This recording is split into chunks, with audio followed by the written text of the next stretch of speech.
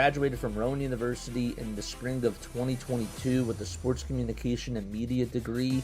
I got to actually call minor league baseball and G League basketball games while I was in school. And then I graduated, and as soon as I graduated, I went to NFL Films in Mount Laurel, New Jersey. And as much as I loved that experience, I miss putting on the headsets. I decided, you know what, talk is cheap. I have a laptop that's in my house, and so 21 months later, here we are, still on YouTube, calling games and building an incredible, loving community on here with the people that I call my Philly freaks with a capital P and a capital H. We go live for every single Phillies, Sixers, and Eagles game, and we do it like old school radio play-by-play style. I'm Jason Joseph, and this is Play-by-Play with JJ. I showed a swung on barrel. And out to right field. Bye-bye baseball. That baby is long gone. The best intro ever. 4. Play-by-play with JJ. The best announcer ever. Just kidding. What's going on? How you all doing? My name is Jason Joseph. This is Play-by-Play with JJ. Make sure you guys hit the thumbs up button. Hit that subscribe button as well. And turn on those notification bell icons too. And that way you'll know when we go live. Yeah. That was very interesting for sure. That game last night, I'll say that for the very least. But you know what? Today's a brand new day. And for the Philadelphia Phillies, they've got to split the series, okay? I came into this series and I said at the very, very least, they have to split the series versus the Giants. I don't take this Giants team for granted. I wanted to reassess. I said coming into the season when we were doing wins and losses, thought that maybe we could take 3 out of 4 versus the Giants, but you know what? I had to reassess coming into this series because this Giants team is not to be reckoned with. They are not to be played with. What they've done so far this season has been really, really strong. There's a reason why they're one of the best teams in the NL West, and they have a 13-5 record. They're a very, very good team. With that being said, I still can't let the Phillies off the hook for all the mistakes that they've made in this series. And so, at the very least, they have to split today. And that's what I'm going to be looking for. Christopher Sanchez is on the hill. Sanchez has a 3.12 earned run average. This guy has been under the radar in Major League Baseball, but we all know because we covered the team that he's a very, very good pitcher, and he's arguably the second best pitcher on this Phillies squad. Some might say right now it's Jesus Luzardo, but you could definitely make a case that Christopher Sanchez is up there too. So he's going to have to be Christopher Sanchez. And what do I mean by that? He's going to have to throw the changeup. That changeup is going to have to be on point today. I expect that there's going to be shadows because it's the 4 o'clock window. And so it is pretty sunny out.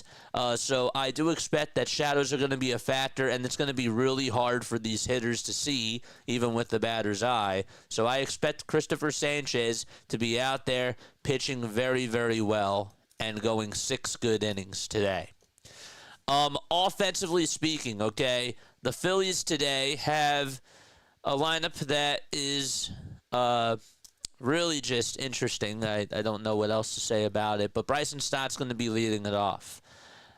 This team has really struggled with runners in scoring position. That's the narrative that has really just been around throughout this whole entire season surrounding the Philadelphia Phillies. And today, I know that they're facing Jordan Hicks, who's 1-1, has a 5.87 earned run average. Hicks did not do well in his last outing against the Yankees. He actually gave up 7 earned runs and only had 3 strikeouts and ended up getting the loss. He pitched okay in his second outing, pitched really good, though, in his first outing. I don't know what version they're going to get today from Jordan Hicks, but I would really like to see the Phillies try to get a hold of him early because the later it gets, the harder it's going to be able to that they're going to be able to see, in my opinion. So if they're able to get to him early, I think that would be really, really awesome. Sanchez, as we mentioned, sinker, changeup, slider. That changeup has really just been his bread and butter. Batters are hitting .235 against that this year. And when he's on with that, I mean, good luck trying to hit that. But he needs run support. There's no doubt about it. He needs run support. And I'm looking at the leaders. I'm not just looking at the guys that we know in the bottom of the lineup, even though Stott's not in the bottom of the lineup today, but usually he is. The guys in the bottom of the lineup really have not been doing a very good job for you. And Bohm, Marsh, and Rojas continue to struggle. But I am going to go as far as to say this. The leaders of this team, even though Bryce is hitting the ball better and he's getting on base, Trey Turner has to be better. JT Realmuto has to be better. The guys that are getting paid the top dollar, they have to be better as well. So we'll see how everything goes today. What are your final score predictions? Make sure that you guys comment down below. I think it's going to be a low-scoring game today. I've been wrong a lot of times about how things have gone this season when it comes to predictions. So I am not really good at that. I have not been good at that this year. But I do expect that it's going to be a low-scoring game today. All right. But yeah, let me know what your thoughts are down below. And now we're going to get into the starting lineups after we read your comments. An early day game, let's go. In a world where you can't listen to the game, in a world you can't watch the game, there's a lone hero. Alone JJ. I love that. That's beautiful. That's wild. Not bragging, just saying. You have a broadcasting background, really? You should reach out to me. You should reach out to me. JasonJosephOnAir@gmail.com is my Gmail. You can always reach out for sure. Have a great call today. I appreciate it. 4-3 Phils says David. Okay, cool. 5-3 Phillies says Jason. By the way, I saw your comment today. I appreciate you. I really appreciate everything you've done on this channel, man. 5-3 Phillies today. Let's go, baby. Come on. Let's go. Oh, I'm so fired up. I'm fired up, man. Let me take a sip of water. All right, starting lineups. That was the shortest sip of water that a person has ever done. Okay. I'm fine. I'm good. All right, let's start off with the Giants starting lineup today. By the way, Hunter says 4-0 Phils. What's going on, Hunter? How are you? Sound effects are working fine. All right, Luis Matos will be batting in the leadoff spot today for the Giants. Willie Adames is DHing today. He's batting second. Heliot Ramos is out in left field for San Fran. And then it's Matt Chapman, who's over at third base. He's hitting in the cleanup spot. Casey Schmidt batting fifth, playing over at first. Tyler Fitzgerald is the second baseman. He slides up from the 9th spot to the 6th spot today. And Mike Yastrzemski is playing out in right field, and he's batting 7th. Sam Huff is catching behind the plate today. It's not Patrick Bailey. He's batting 8th, and Christian Koss is going to be batting 9th, and he's playing over at shortstop for the Giants. So just for them, Matos is out in center field. Adames is DHing. Ramos is playing out in left field. Chapman is at third. Schmidt's at first base. Fitzgerald's at second. Yaz is out in right. And Huff is catching. And Koss is over at shortstop. And that is the lineup for the Giants. For the Phillies, they have Stott leading it off, playing over at second base. Trey Turner's batting in the second hole. And then it's Bryce Harper hitting third, playing over at first base. Turner's at short. Schwarber's DHing. Castellanos out in right field. Kepler's in left. JT is catching. And then Bohm is at third, and Rojas is playing out in center field. Phillies are in their powder blue uniforms, throwback uniforms, with red letters and blue on the outsides. And they got the maroon socks as well. Christopher Sanchez is on the hill today for the Phillies, the left-handed pitcher this year. 3 outings so far, 19 strikeouts, and 17 innings of work. He has just allowed 5 walks and has a 3.12 earned run average. And so the Phillies are ready to start things off. Shadows are going to be a factor this afternoon. Sanchez gets set, kicks, and fires, and pitch number 1 is fouled back towards the screen. Giants playing 17 consecutive days without a day off. We're in the middle of that right now, too. We are. And the Giants, by the way, have to go to L.A. tonight and play tomorrow and play at 10 o'clock. Yeah, that's a tough one. 4 o'clock game for them. 0-1, and there's a called strike. So it's no balls and 2 strikes. Sanchez gets set at the letters, kicks, fires, and it's down for a ball. I gotta say, I can't even say letters because there is no letters. The way that the front of the jersey looks is they have the jersey number on the right side of the chest, and they have the old Phillies logo on the left side. By the way, the Giants are in their gray tops, gray bottoms. It says San Francisco across the chest with the Giants baseball as well. Next pitch, it's 1 ball, 2 strikes, and the pitch is fouled away. 4 pitches so far in this at-bat. Sanchez on the hill for the Phils.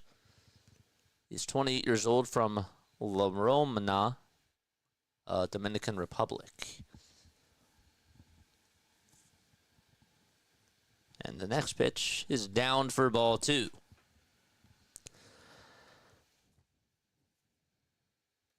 Sanchez gets set and kicks, deals, and another foul ball on a 98-mile-per-hour fastball. That fastball has really increased in velocity over the years. Last year it topped at 96, 95.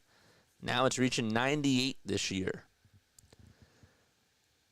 The 2-2 pitch on the way. Line drive, foul ball.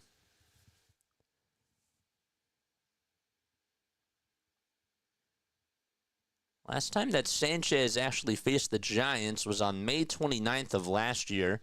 He went 6 innings, allowed just 4 hits, no runs, and had 7 strikeouts and just 1 walk allowed. The 2-2 pitch, swing and a miss.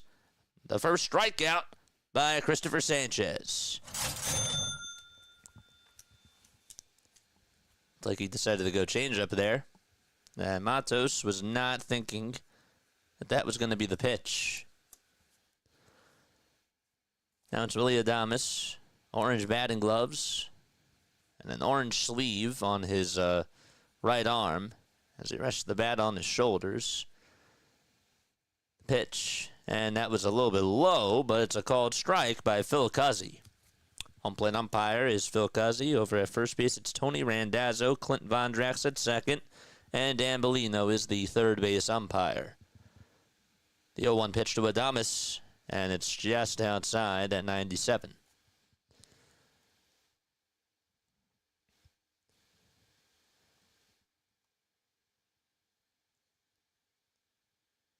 Sanchez hasn't faced the Giants at home since June 1st of 2022. Next pitch, and it's 1 ball, 2 strikes.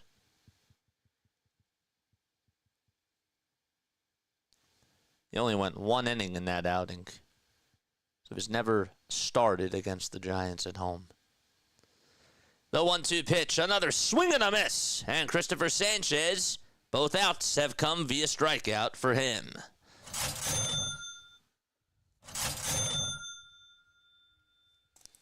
Another changeup, and it was a little bit more outside compared to the changeup that he threw to Matos to get him to strike out.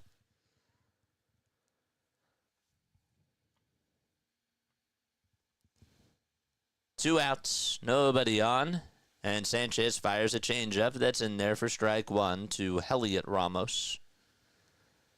224 average for Heliot this year in 18 games, a 408 slugging percentage, and a 272 on base percentage as well.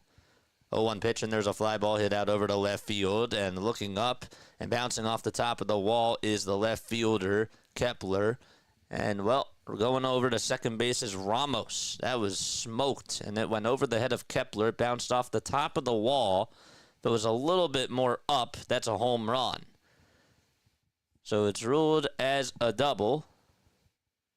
Thing went over the head of Kepler. There was no chance he was going to catch it. It went on the Huba WB Mason sign.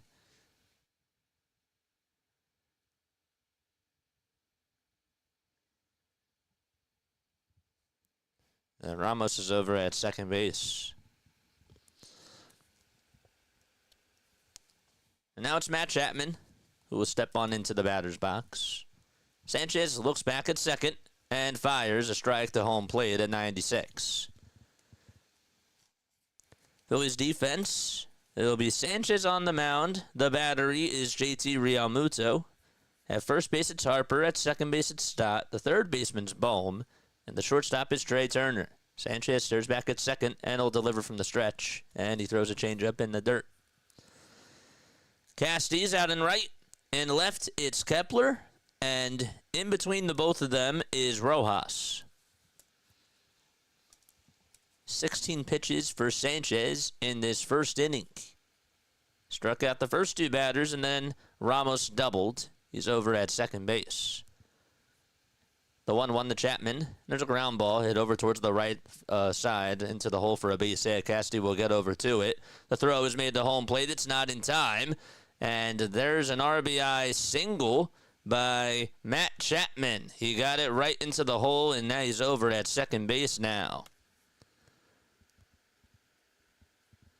So he grounded it right into that 3-4 hole.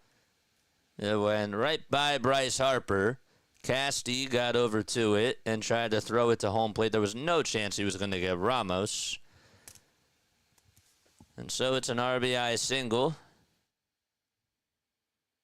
And Chapman's over at second base. He advanced. Casey Schmidt will come up next. Giants strike first. The pitch, it's a slider that's in there at the kneecaps for strike one.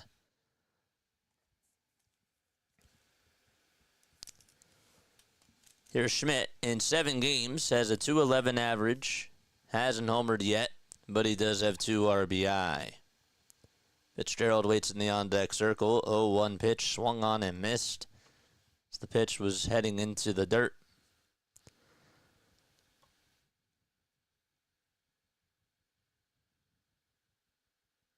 Yes, they do. The ball's 2 strikes. The windup and the pitch. Swing and a miss. Good morning, good afternoon, and good night to Casey Schmidt. And Sanchez does strike out the side. However, the Giants provide blood first as they're able to get on with an RBI single from Matt Chapman. And Ramos would score. Phillies coming up to bat as we head to the bottom of the first. A little bit fast today, JJ. A little bit fast. It's good to talk fast, but sometimes you gotta pace yourself. Stott will be leading things off for the Philadelphia Phillies. And then it's Trey Turner, who's over at shortstop. He's batting second. Bryce Harper is over at first base. He's batting third. Then it's Kyle Schwarber batting fourth. Fifth will be Castellanos. Kepler's batting sixth. JT hitting seventh. Eighth will be Bohm. And ninth will be Rojas. No Brandon Marsh today. No Rafael Marchand today either. Other than that, nothing much else new. Stott had the night off last night. He's back out there. Also, by the way, too, no Sosa. That was the other thing I wanted to mention. And the guy that the Phillies are going to face, his name is Jordan Hicks. Now, you might remember Jordan Hicks from when he played with the Cardinals. He was a closer first. And then he got injured. He missed the 2020 season and came back. And he played with the Cardinals from 2018 to 2023 until he was traded to the Blue Jays. And then the Giants picked him up.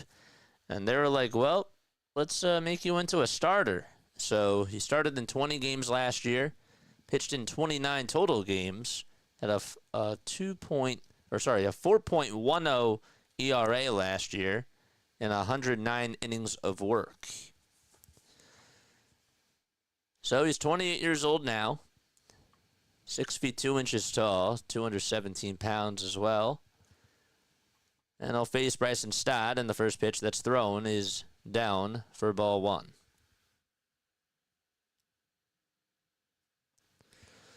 Stott's average at .268, left-handed hitter, blue batting gloves, and the 1-0 is down again for ball two. Throws a sinker at 98 miles per hour, Jordan Hicks. 14 strikeouts and 15 innings of work for Hicks. This is outing number 4 for him. And the 2-0 pitch that he fires is finally in the zone.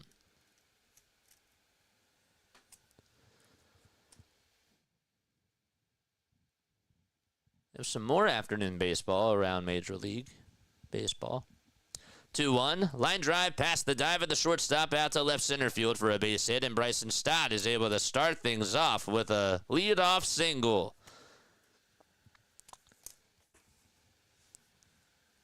Christian Koss playing over at shortstop. Not able to make that play. That was a screamer. Hit right past him. It bounced first. And then it was just out of reach. Thing was hit pretty sharply off the bat. Now it's Trey Turner who's coming up. And the first pitch that he sees is pinned on the outside corner for strike 1 at 98. Giants money line coming on into today was at plus 140. And for the Phillies, they're at minus 190. 1-0 pitch to Trey, ground ball, a diving stop at the second baseman, but it just gets by Fitzgerald. He sort of knocked it down, and I thought maybe he was going to be able to field it. It would have been tough to get Stott out at second base, but he's not able to get anybody out. And so it just went in and out of the glove of Fitzgerald, and they're going to rule that as an infield single. Just could not hang on as he hit the ground. And so there's runners on at first and second, and Bryce Harper is coming up to the plate. All right, Harper's had a very good series so far. Stott's over at second. And Turner's over at first, nobody out. Hicks in some trouble, 6 pitches. And the first pitch to Bryce.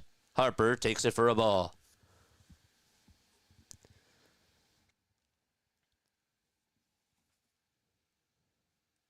Get some revenge here. Here's the 1-0 to Bryce Harper. And he flies it out to left field. It's hooking out of play. And the count is 1-1. What's going on, folks? How are you doing? Appreciate you all so much for being on here. 1 ball and 1 strike to Bryce Harper. And the next pitch he takes is high and away for a ball.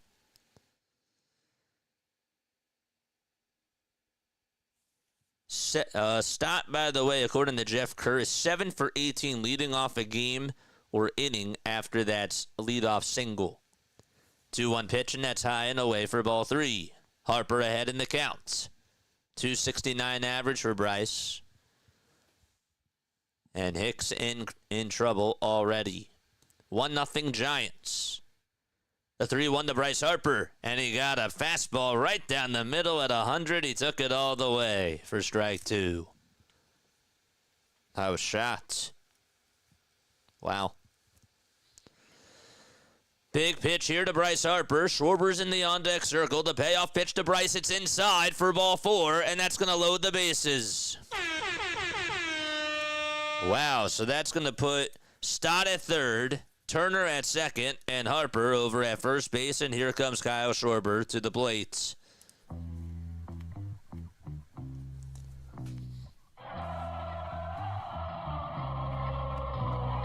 Here we go. Still nobody out.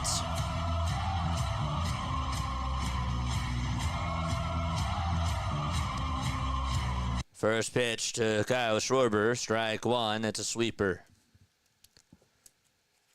Schwarber has played in 18 games.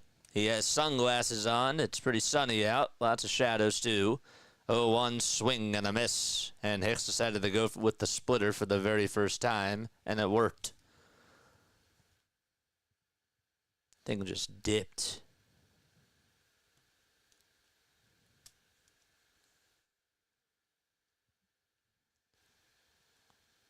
We're good. 0-2. Nets high for a ball. We're up to speed. Not pause, nothing. The 1-2 to Schwarber, and he grounds this one into right field for a base hit. A couple runs are going to score. Here comes Stott. Here comes Turner. The Phillies take the lead. And that's going to put Bryce Harper over at third base.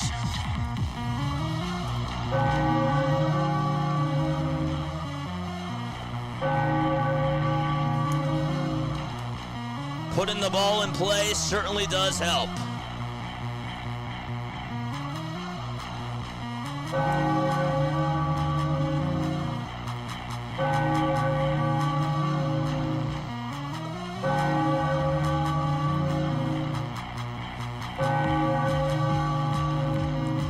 Here comes Castellanos. The next pitch that Casty swings at is a sweeper that was a foot off the plate, and he's behind in the count 0-1.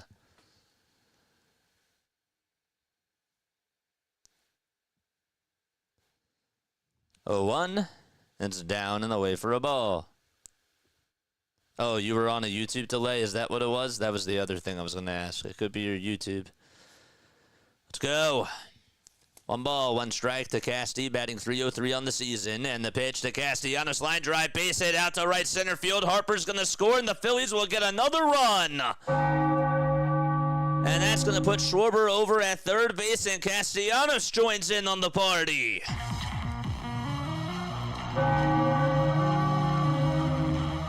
And there's still nobody out in the bottom of the first.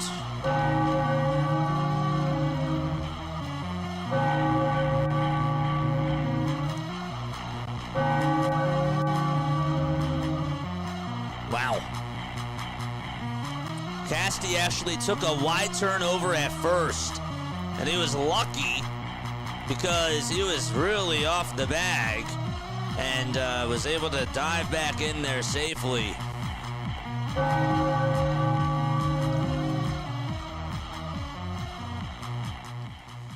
So they just did a little mound visit, and now it's Max Kepler coming up to the plate. White batting gloves for Max on powder blue Thursday afternoon. So runners are on at the corners. Nobody out, and the pitch way inside. I mean, Hicks' pitches today are very flat, and the Phillies are taking advantage. Seen that before where the Phillies have not been able to do so. 1-0 is sliced. Foul. Is it out of play, though? Nope, it's not. Chapman's there to make the grab. Right by the tarp. That was a really nice catch. And Schwarber retreats back over to third. That was a really good play by Matt Chapman. So Kepler fouls out. And 1 away. Don't be like yesterday.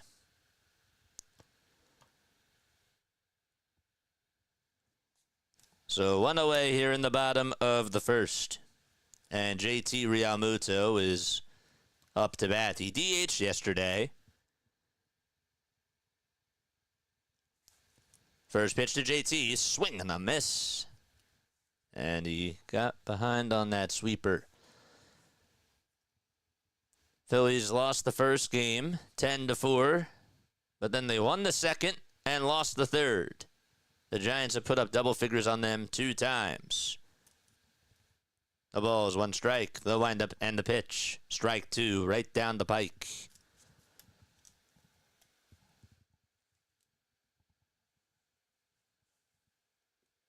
Marshawn caught yesterday, 0-2 pitch, and JT was a little bit late, but he just got a piece of it and stays alive.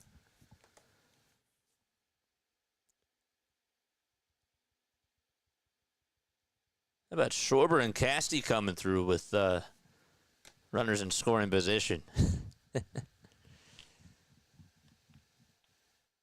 0-2 pitch, swing and a miss, and JT goes down chasing a sweeper.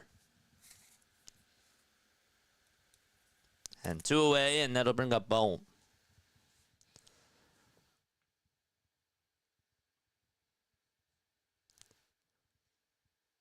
Temperature out at Citizens Bank Park, it's 63 degrees. It's pretty sunny.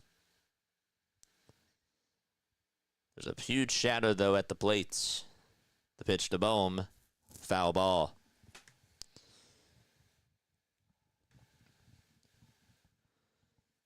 Hicks has 4 pitches that he goes to, a sinker, a sweeper, a four-seamer, and a splitter.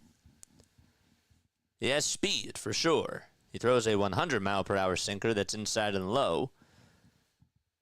Just has trouble with his command. That's why the Cardinals thought that maybe he would be a good closer to start off his career.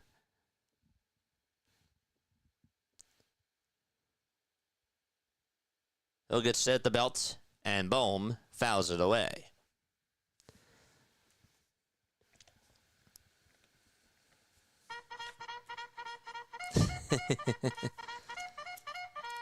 Charge!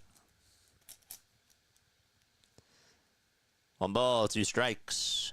Phillies up 3-1 against the Giants. The 1-2 pitch, and it's a wild pitch. It's going to get away from the catcher, and Schwarber will score. It's 4-1. That pitch was way outside, and that was a terrible throw by Hicks. And there was just no chance at all that Huff was going to be able to block that thing. Harper's over at second, too, by the way. Or Castellanos, I should say, is over at second, but it's 4-1 Phils.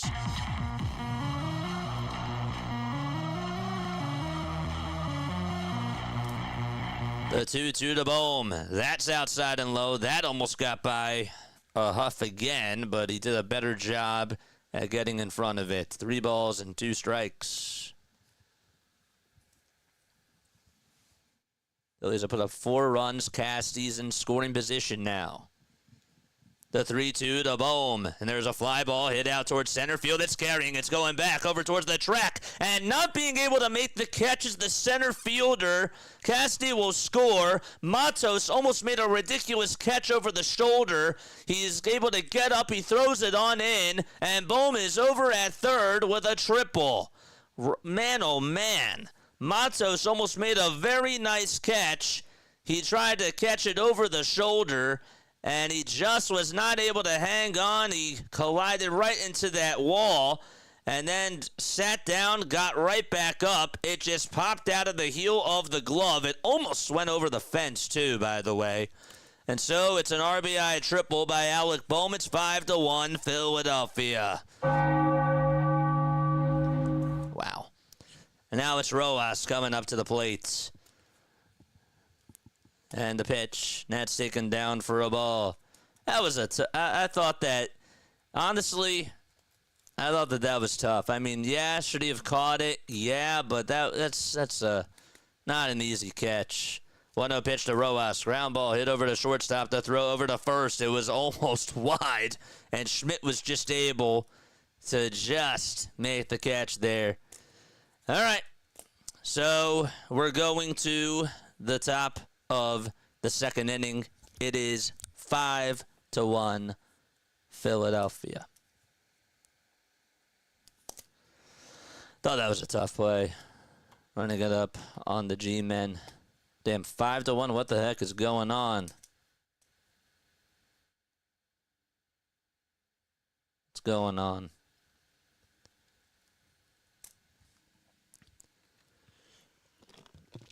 Make sure you guys hit the thumbs up button and hit that subscribe button too.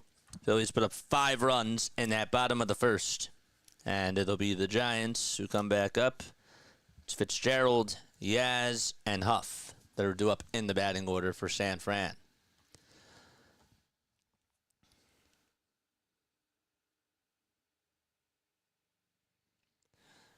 That was a very good swing by Bohm. I don't care what people say. That was a nice swing.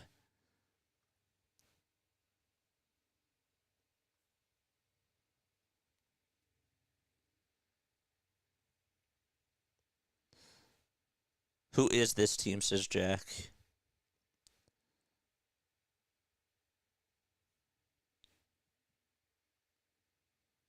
They came to play.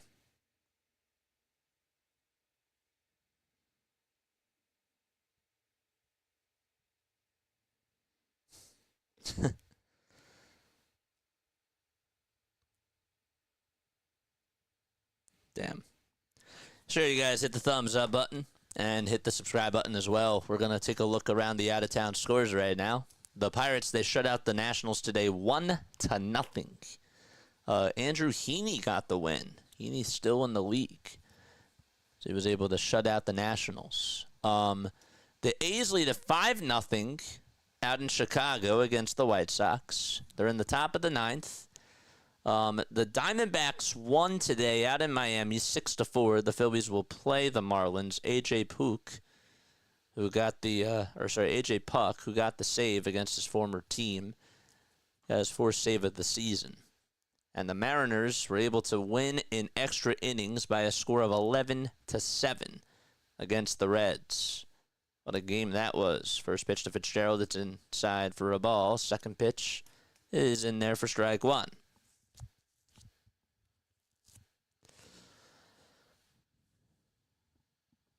One ball, one strike. Sanchez gets set, kicks, deals, and it's in the dirt. Christopher has a nice 4-run cushion.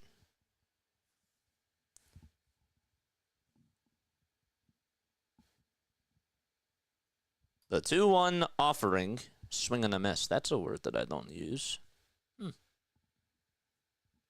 Nice.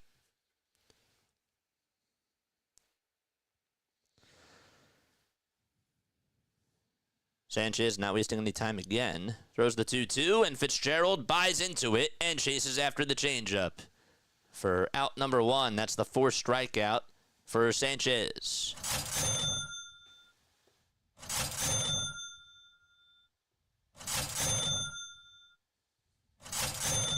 Four.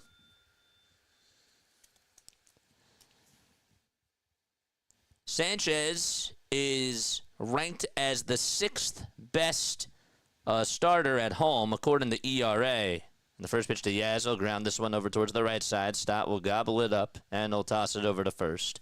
And Yaz is out.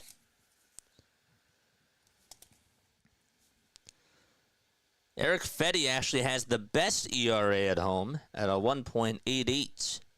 That's in a minimum of 15 games started. And this goes back to the start of last season, by the way. So that would make sense. The pitch to Sanchez, he doesn't get the call there. It was maybe just a hair down low. Tariq Skubal has had a 1.88 ERA since last season at home. Bryce Miller for the Mariners at 2.10. Wheelers at 2.24 for the Phillies. Jameson Taillon for the Cubs at 2.33 and Sanchez at 2.38. It's 2 balls, no strikes. The next pitch is outside for ball 3, and there's the first 3-ball count that Sanchez has had to deal with today.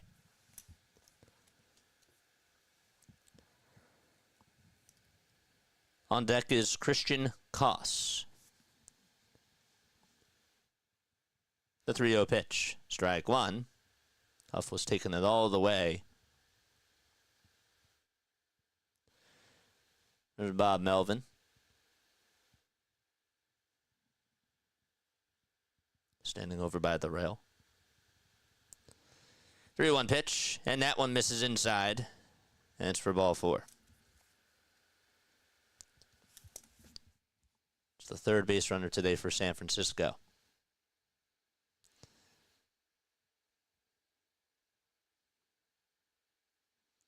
So here comes Koss, the 27-year-old from Riverside, California. He's just 1 for 10 in 6 games played. And I'll bounce this one foul. He's 27. This is his rookie season. He has struck out 4 times. And has walked once, but he has scored 2 runs in his 6 games that he's played in. The 0-1 pitch, swung on and missed.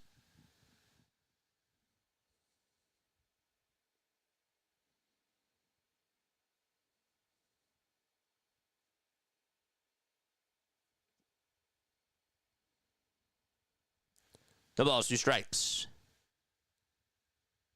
Full crowd here at Citizens Bank Park. And Sanchez kicks and fires the pitch. Swing and a miss. That changeup has been absolutely electric today by Sanchez.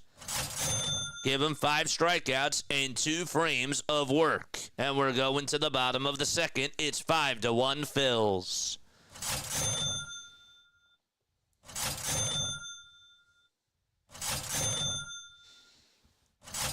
Five Ks. Beautiful.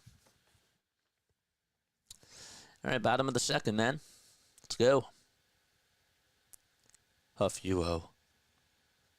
Sacramento A's, yes. What's going on?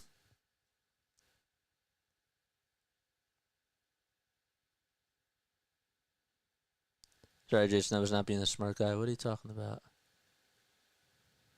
Oh. We are, don't argue in chat. Let's go.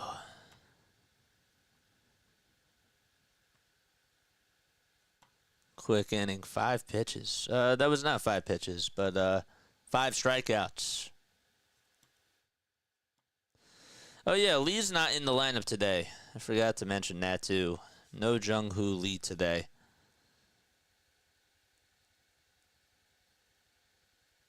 All his strikeouts have come from that changeup. I told you. Gotta watch out for that.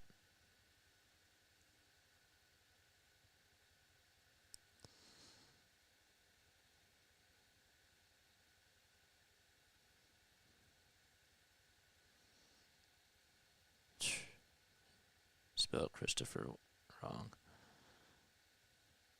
Let's go.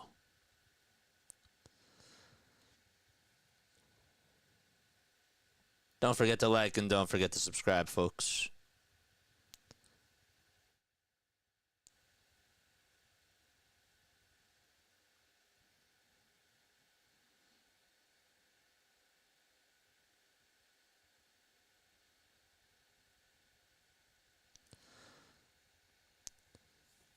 By the way, Trevino for the Giants got his first win since August of 2022.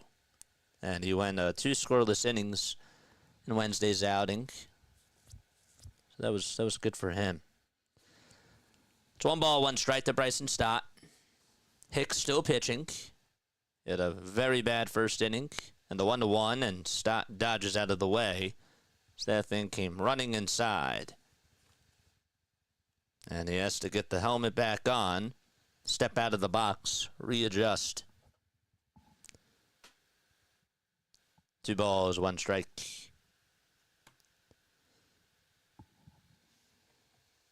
Hicks will get set at the belt again. Kicks, deals, and that pitch came at 101.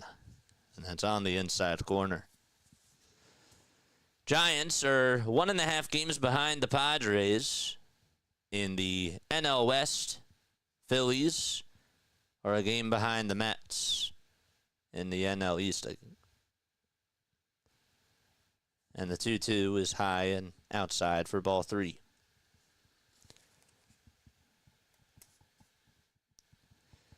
Hicks with the payoff pitch. Here it comes. Swing and a miss. Went with the splitter. And Stott ended up getting fooled on that. It was a good pitch. There's out number 1. Phillies are also 2 games above the Marlins. Marlins are 8-10. Nationals are 7-12, and the Braves are 5-13. The pitch to Trey, and that's going to hit him. That was at 101, got him right on the elbow. And Trey's going to walk on over to first base. Ouch. Square on that elbow.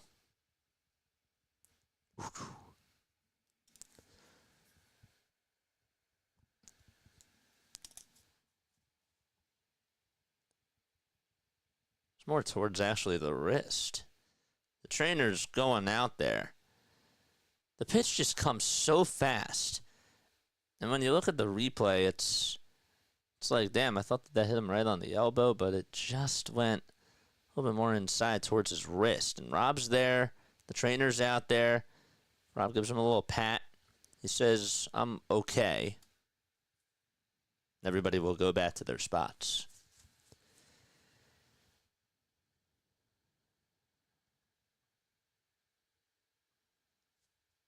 We're in the bottom of the second, and Bryce Harper is due up to bat. Harper did walk his last time up, put up a pretty good fight against Hicks. The toss back to first, and Turner's going to get caught into a pickle. The throw's made over to second. There's the throw back over to first, and Schmidt's going to throw it over to second again, and Turner is out. So all that, and he's caught. And 2 away.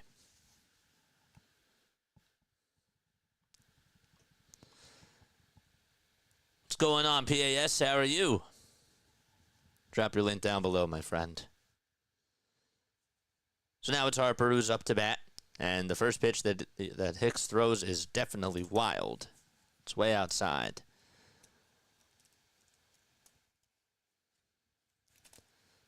Harper walked in the first and scored a run. Here's the 1-0 pitch, and it's a sweeper. That's in there for strike one.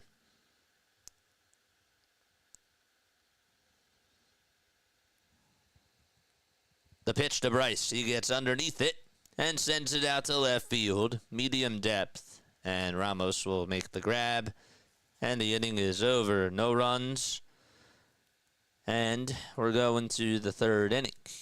It's 5-1 Philadelphia. I'm going to take a quick step off. Don't go anywhere.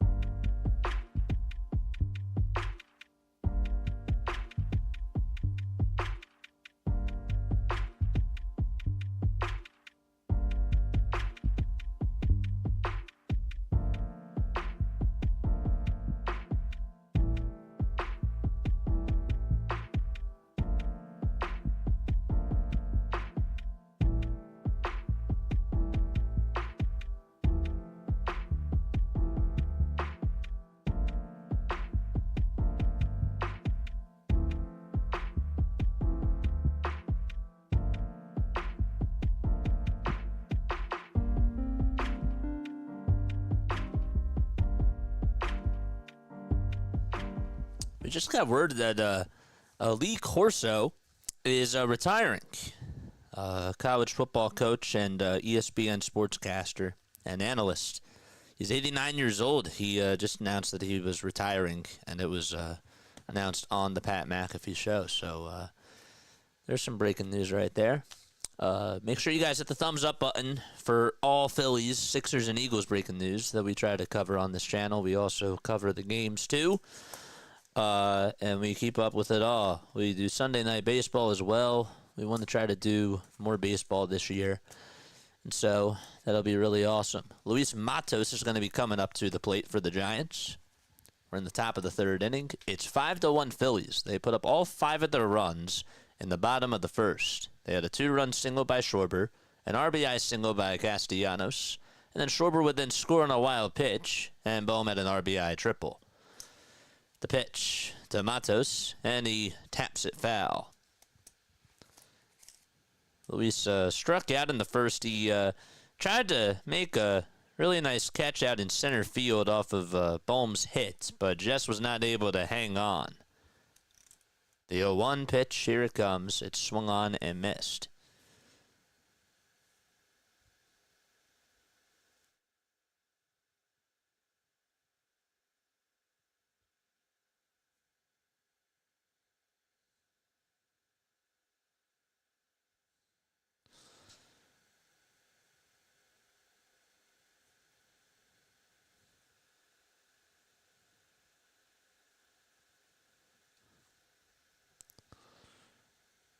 The lineup and the 0-2. Ground ball backhanded by Bohm at third. He throws it over to first as he got it up and then got it into his throwing hand. And there's out number 1.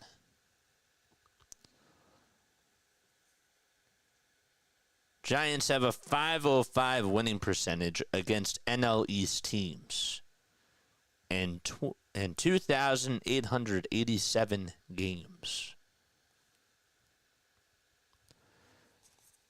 One out and the pitch to Adames. It's in the dirt for a ball.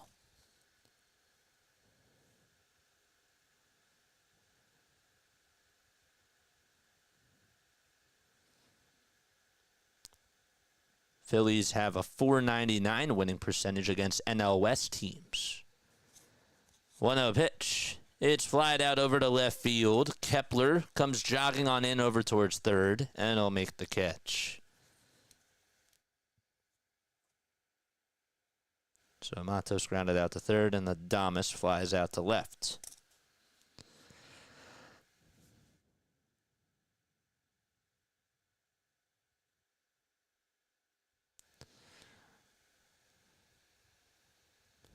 The pitch. It's at 97 miles per hour, right down the middle for strike one.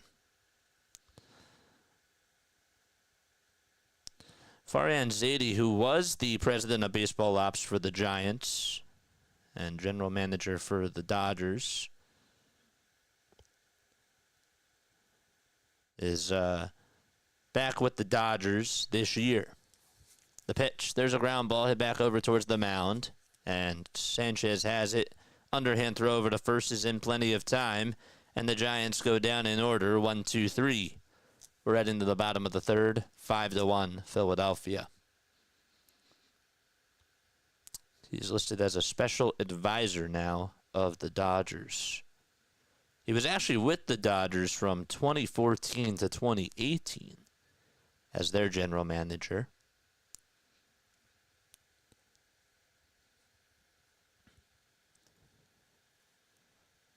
Now 48 years old. Sure, you guys hit the thumbs up button. 190 people watching and 69 likes. Let's go.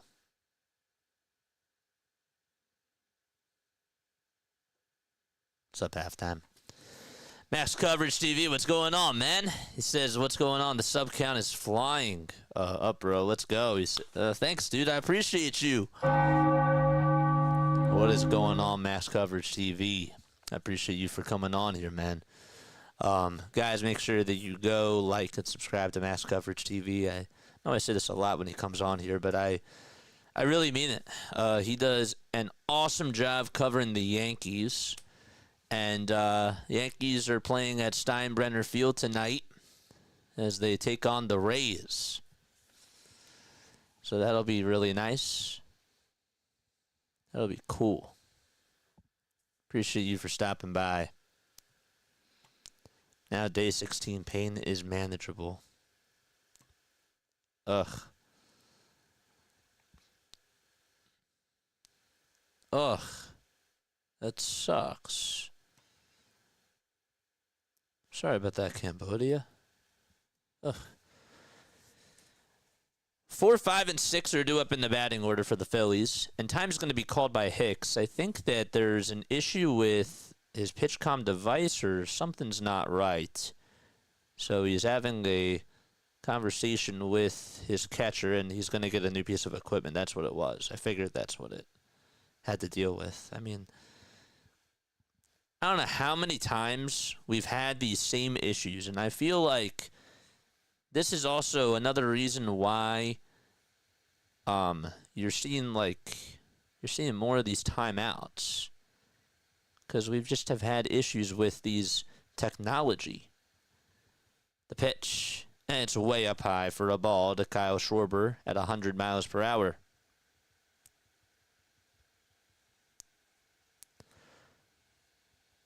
One-0 pitch. That's taken inside. And for those of you that don't know, it's a wireless communication system that's basically used in baseball, and it is supposed to help pitchers and catchers communicate and call pitches, and it's also supposed to call defensive plays without using any visual signals.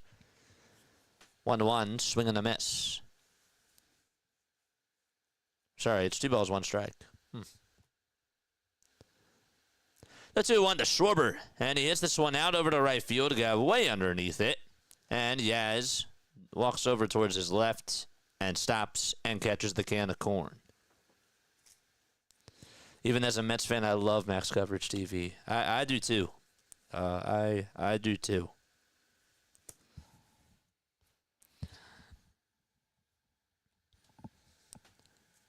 Out number 1 is made. Phillies haven't gotten a hit since Castellanos had the RBI single. And he's up to bat now. 1 out, bottom of the 3rd. The pitch to Casty. He takes a step out of the box, and it was inside anyways.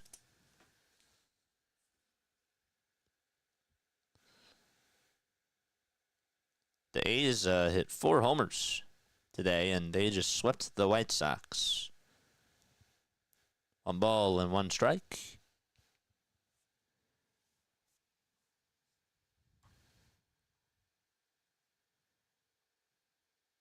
The pitch to Casty, strike 2. It's at the knees. He's 1 for 4 in his career against Jordan Hicks.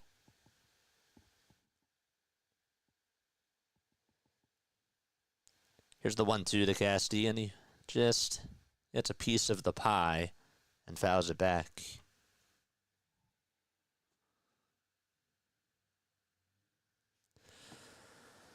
Don't forget to like and subscribe, folks. Hicks with 51 pitches already. Gets the signs and throws the pitch outside. Yankees are going to take on the Rays tonight. You guys should go tune in to Max Coverage TV for that. Will Warren's going to pitch, and he's going up against Taj Bradley. The 2-2 delivery. Did Casty go? Check swing. They say that he did over at first base, and out number 2 is recorded.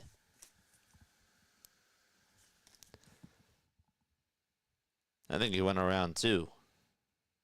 Yep. Good call. The Halos are out in Texas. They'll play at 8:05. And the Cardinals are in Queens. You should go follow PAS. They'll have you covered for that game. Pitch to Kepler. He hits it sharply just right over towards the second baseman as they played him the pole. And the throw over the first will get Kepler out. And another 1-2-3 inning. We're going to the 4th.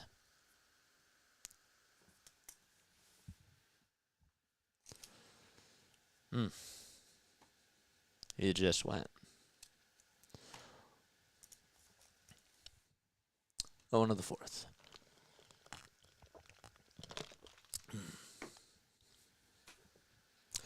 Have any of you ever been to Cooperstown? Have you ever been to Cooperstown? That's my question to you.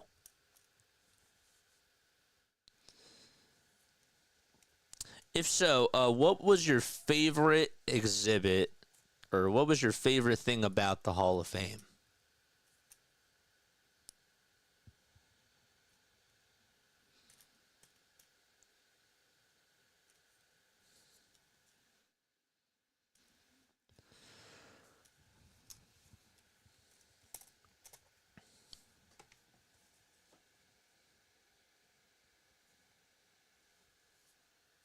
Anybody been to Cooperstown?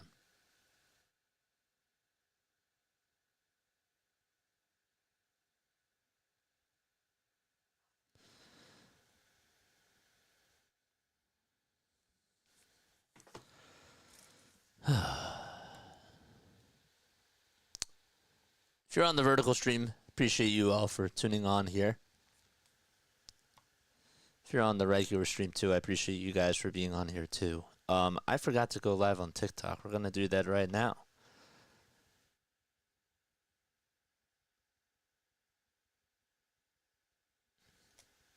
If you are, it says it's sending the data.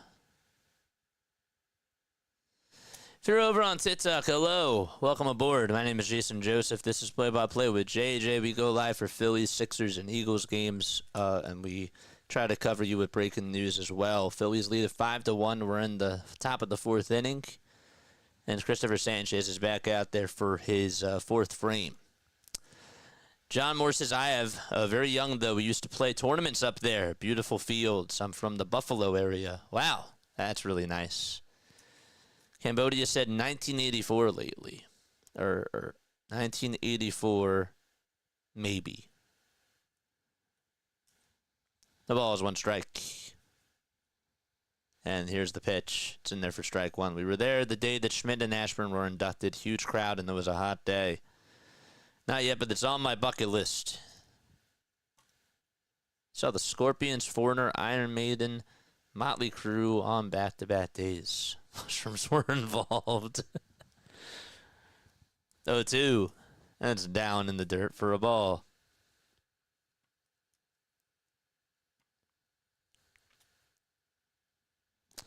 "5-1 Phils. They scored all 5 of their runs in the bottom of the first. The 1-2 from Sanchez. Swing and a miss. Christopher Sanchez has had that changeup in his bag today. 6 strikeouts, all via changeup. Ridiculous. I'm not even going to play all those cha-chings. Been to Cooperstown, and favorite was the Women's All-American Baseball League. Yeah, that was one of mine, too. I loved that. 1 out, we're in the top of the 4th, and the pitch is swung on and missed for a strike. How do we get all 5 of our runs?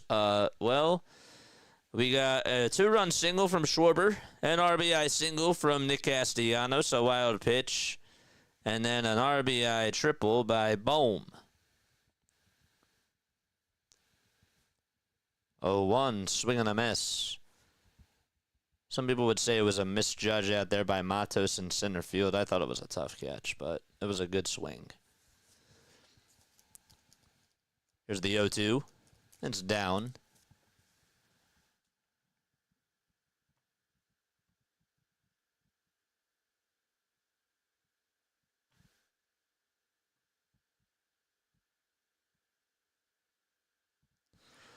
Oh my gosh, Darth Pooh.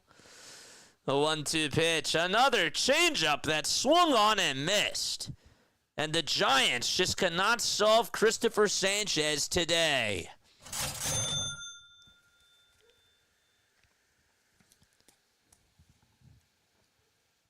It's like every time that it just gets released, they just get so tricked up on it.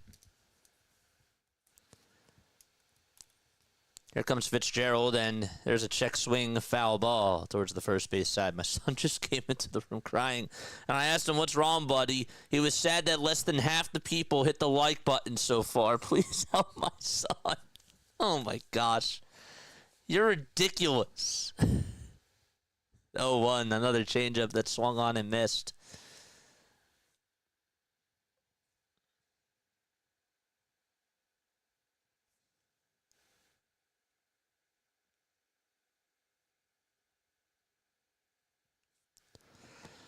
No balls, 2 strikes. Sanchez kicks and fires. Another changeup that swung on and missed again. 8 strikeouts by Sanchez, and he strikes out all 3 batters that he faces in the top of the 4th. And so it's time to go to the bottom of the 4th. Sanchez, have yourself a day. Wow. That's unbelievable.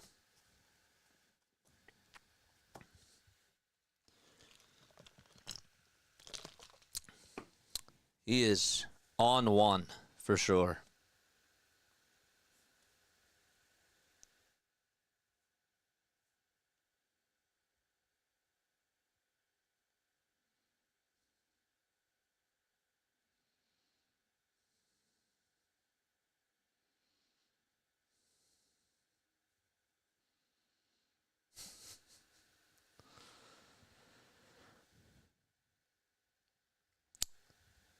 All right, it's time now for On This Day in Phillies History. We're going to the bottom of the 4th. Okay. Today is April 17th. Time is just flying. Of course, this is from Broad and Pattison. Did you know that in 1969 on this day, Bill Stoneman of Montreal pitched a 7-0 no-hitter against the Phillies in only the 9th game of the Expos' existence? In 1976, Mike Schmidt went 5 for 6 with 4 homers and 8 RBIs in an 18-16 victory over at Wrigley Field. He had 2 homers off of Rick Ruschel, one off of his brother Paul, and one off of Mike Garman to tie a major league record for most homers in an extra inning game. Then he did it again 3 years later.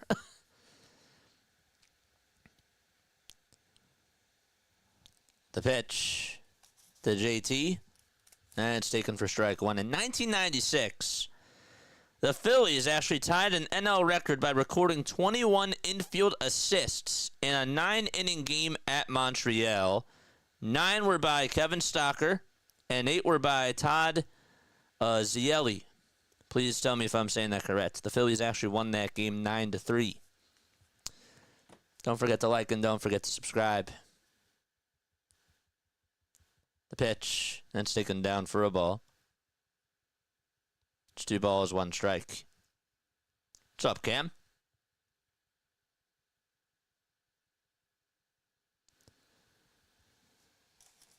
The 2-1 to JT. It's outside, but it's a called strike. Hicks is still pitching, by the way. 58 total pitches. He is settled in, it seems. 2-2 pitch is in the dirt.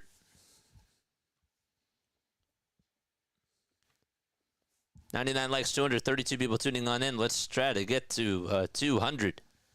Almost halfway there. The 3-2 to JT. Check swing. Did he go? And they say no, he did not. And he is jogging on over to first base. And so Realmuto is aboard.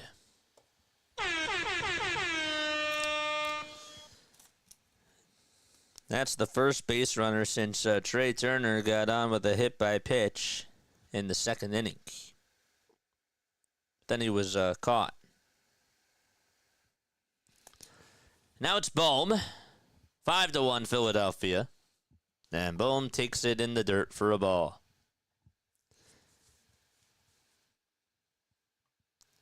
Wind seemed to be blowing in. There's a throw back to first, and JT is safe.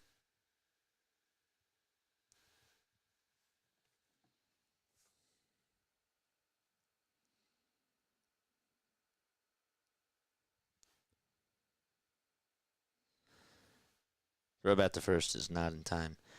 Did you realize this? I mean, I didn't really think about it, but the Giants, the Dodgers, the Padres, and the Diamondbacks have the 4 best records in baseball. And yet they're all in the same division. 1-0 pitch, and there's a foul ball. And the Diamondbacks are in 4th place in their division.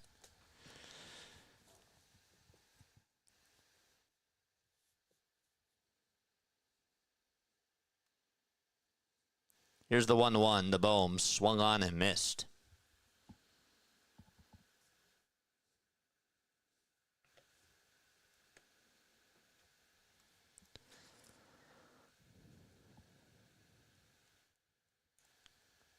JT leads off, and time is granted to Bohm, and Hicks threw the pitch anyways. And Hicks was like, come on, man. And the umpire's going out over to talk to him, along with Huff.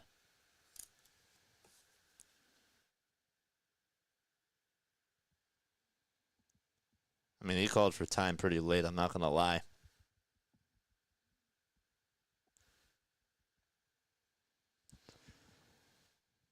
And Hicks was chirping at the umpire, saying, come on. Here's the 1-2 to Bohm, and there's a chopper hit over to second base. The flip to shortstop. There's one barehanded throw over to first. Nice play. Very nice play. 4-6-3 on that one there. Casa caught it with his bare hand after it was fielded perfectly by Fitzgerald, and then he just had to turn and throw it over to first base.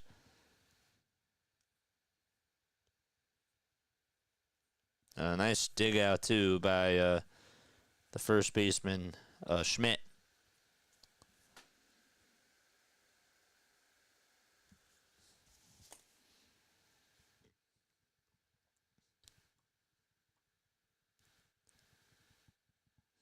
So there's going to be time called on the mound. That double play was nasty. It was.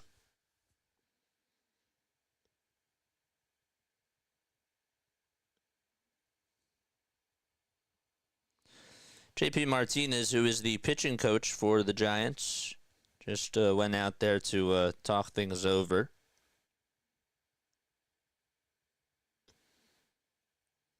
And try to calm Hicks down.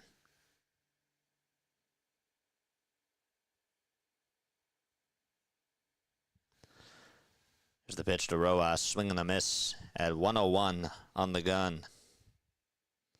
They promoted him last year to pitching coach, filling a vacancy that was created by Brian Price. He stepped down after one season on Bob Melvin's coaching staff. He was the Giants' assistant pitching coach for the past couple of seasons and was under Gabe Kapler and Melvin. The 1-1, that's low and outside for a ball.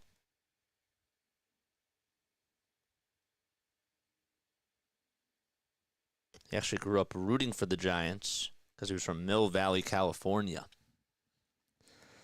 2-1, that's outside for ball 3. Ever since the first inning, the Phillies have not been able to create any sort of noise. Time granted to Johan Rojas. And they'll readjust the batting gloves, step outside of the box, and step back in. His white batting gloves on. Hitting from the right side, 3-1, swing and a miss. Got a sinker with a lot of gas. In triple figures.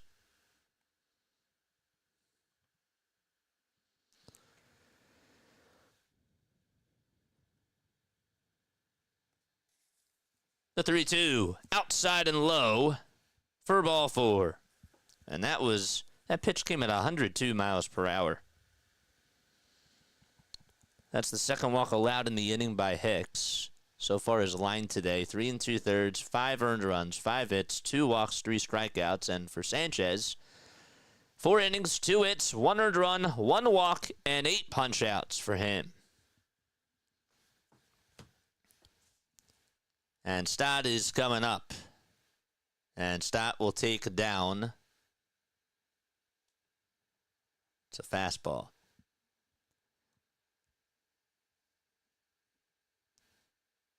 His average sits at 276.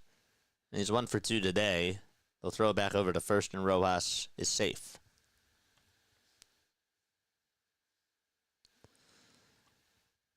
Marsh is listed as day-to-day, by the way. I don't know if I told you guys that. The pitch is inside. The throw to second base, and Rojas is safe. 2 balls and no strikes, and Rojas got a very good jump. And he would have been safe anyways. The ball was actually dropped by the shortstop. But Rojas got a very, very good jump and a good read on that play.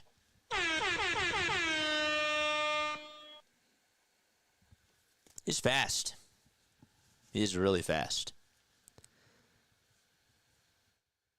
The pitch. Strike 1.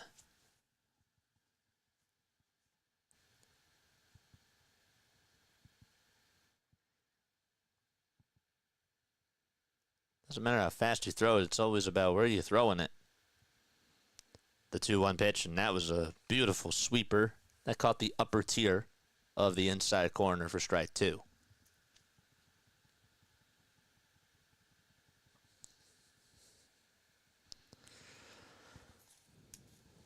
Be nice for him to get the hit here.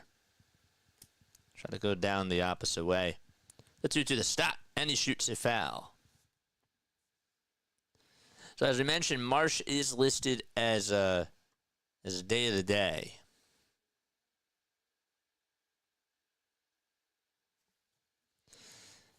He's having his right knee examined by team doctors after he tweaked it on a play out in center field. The 2-2. And that's way outside for ball 3. So my mistake about that. He tweaked it last night. I thought that he just slipped, but that was on that base hit by Lee. This is the 7-3 ball 2 strike count that Hicks has gotten into today. And what's going to come here? The 3-2 pitch. Strike 3 called. And Stock goes down looking on strikes. So 2 walks in this inning, but nothing else to it. And we're going to the 5th. It's still 5-1 Philadelphia in Game 4 of this series versus the Giants.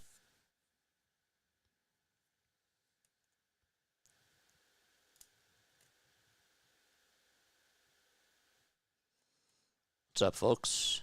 Take your time coming back, says Marsh, or says Hardcore.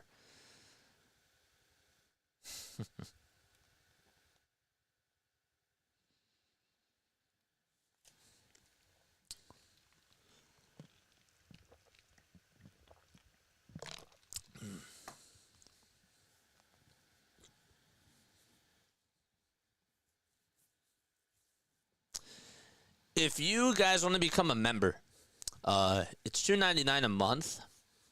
Okay, my mods will post the link to the memberships down below, and you shall see it in the live chat. And you get access to some awesome emojis, really, really cool emotes. I am gonna be doing. I promised this to some of the San Fran fans on here. I said that I would try to do a couple of Giants games because, I think that it's kind of cool that we're trying to figure out how we can grow as a baseball community too. So we're doing the Sunday night games, and we'll sprinkle in some Giants games. We're going to do one on Saturday because the Phillies are on in the afternoon. I will actually not be on in the afternoon on Saturday. I am going to have somebody filling in for me. We're figuring that stuff out now. But yeah. So the Giants will be playing Saturday night, and I will be on for that game. That'll be kind of cool. But again, if you guys want to become a member, it's $2.99 a month. My name is Jason. I'm from South Jersey. Just a little bit about me. I went to school at Rowan University. I graduated in the spring of 2022 with a sports communication and media degree and a concentration in broadcasting. And I've been doing this for 3 years. This is my 3rd year of being on YouTube. And it's been cool. First pitch is in there for a strike. Yaz is up, lefty versus lefty. And the next pitch is outside and low for a ball. I got to do some minor league baseball for the Wilmington Blue Rocks, who are the high affiliate of the Washington Nationals. It's weird to see like all these guys up now with them because I was calling their games. It's wild. 1-1, and there's a ground ball. Rolled over to shortstop, and Turner bobbles it. It goes underneath his glove, and Yaz is going to pump the brakes over at first base, and he is aboard. More defensive mistakes by Trey Turner at shortstop. But yeah, and I also got to do some Blue Coats games as well. Easy ground ball. And he actually got it off of the tippy part of the glove, and he was mad in the moment, but you got to go for the ball. Yaz could have been over at second if it weren't for the left fielder getting over to it. Pitch from Sanchez, and it's in the dirt for a ball.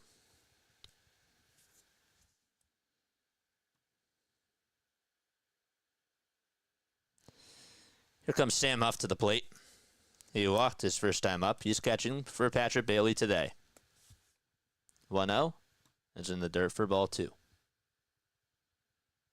You're good, JJ. Farm leagues, yeah. I was lucky because my school was able to give me that opportunity, and that was awesome. And then I interned at NFL Films after I graduated from college. And 2-0 pitches in there for a strike. And long story short, I went back to school. I met Scott Fransky, who was the radio play-by-play announcer for the Phillies, and he said, you got to get reps. You really do. You got to be able to get reps if you want to go far in this business. You just got to call games. You can't just be doing 1 to 2 games a week. If you want to do this every day, you got to do it every day.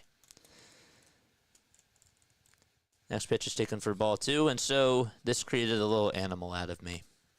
So I still do some broadcasting on the side, but I have been really taking a focus on this. And it's been cool. 2-2. It's down for ball 3. We're also a city of brotherly love, but we have a different kind. Your fans are awesome. My dad's a Giants fan. Your fans are very, very awesome. 3 balls, 2 strikes, and the windup and the pitch. There's a ground ball rolled over to shortstop. Turner throws it over to second for 1, and the throw over to first is in time for a double play. And there's 2 outs. So Turner makes up for it. And Christian Koss is coming up. Reps, they're so true. Yeah, it's reps, and, you know, like, it's not even just that. It's also just getting eyeballs, right? The pitch, and there's a swing and a miss. And this is like the perfect way to do it. 0-1. And the pitch is down for a ball. Sanchez has 63 pitches. There's 2 outs. We're in the top of the 5th. There's nobody on. 5-1 Philadelphia. And Sanchez kicks and fires. The pitch is grounded past the dive of both Harper and Stott out to right field. And so there's a runner over at first base.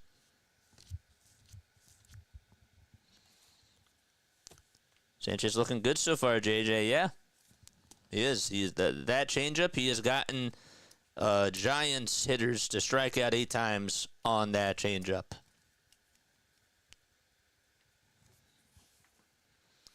That was also the first hit that he has allowed since the first inning.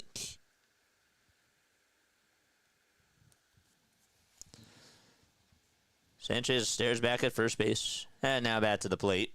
And there's a chopper hit over to third base. Bohm reaches up, grabs it, throws it over to first, and out number 3 is recorded. So Matos grounds out to third. It's 5-3 on the putout. And we're going to the bottom of the 5th. It's 5-1 Phillies. We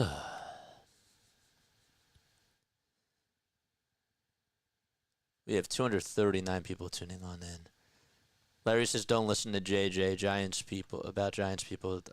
He's very biased." No, they're really nice people, man. I have a lot of respect for the Giants organization. I do. Willie Mays, McCovey. Even though I didn't get to obviously watch McCovey, he's one of my favorite players to study. He is. What's cool about YouTube is your audience can participate in real time. Yeah, it's, there's a lot of cool things about it, right? Baseball, there's a lot of subscriptions to certain things like Apple TV, MLB.TV, cable, ESPN. There's a Roku TV. Like, there's endless amounts of streaming services that are out there, and it's ridiculous that people have to, paying customers have to pay for that. And so YouTube is a nice little getaway, because it's a good alternate route to listen to for those people that don't have radio, or for those people that are out of the area that don't want to have to pay for like the TuneIn apps or SiriusXM or all that stuff. So it's a very nice feature for sure. Yeah. Bonds. Wasn't really much of a Bonds guy.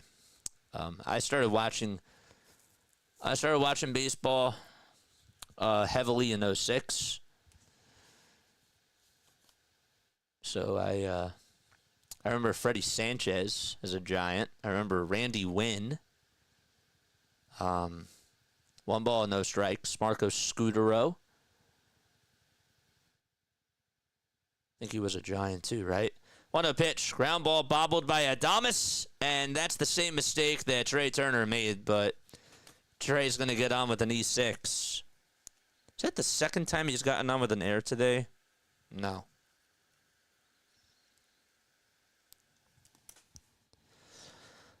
Randy Wynn, Freddie Sanchez, who else? Barry Zito. Remember him. I remember Barry. Jonathan Sanchez. Punch, counter punch.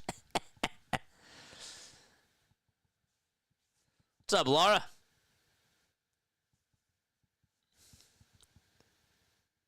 There's a runner on over at first, and the pitch to Harper was low, but he sends it out over to left field, and on the run to make the catch is Ramos. And Turner is safe over at first base. Harper went fishing after that pitch, and I was actually surprised he hit it that far. We are cool with all fans here. Absolutely. Absolutely. We welcome everybody aboard.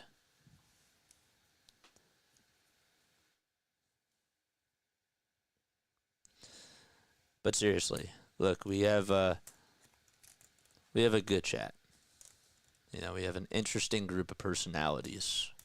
We have Waldorf, who's chatting, Punter Couch. We have a good group of characters. Jeff Keppinger, right? Wasn't Keppinger a Giant too? Benji Molina. No ball is 1 strike. And the toss bat to first and Turner is safe. Hardcore, yeah, I suppose we have to be. You're interesting. 0-1, the Schwarber. There's a foul ball.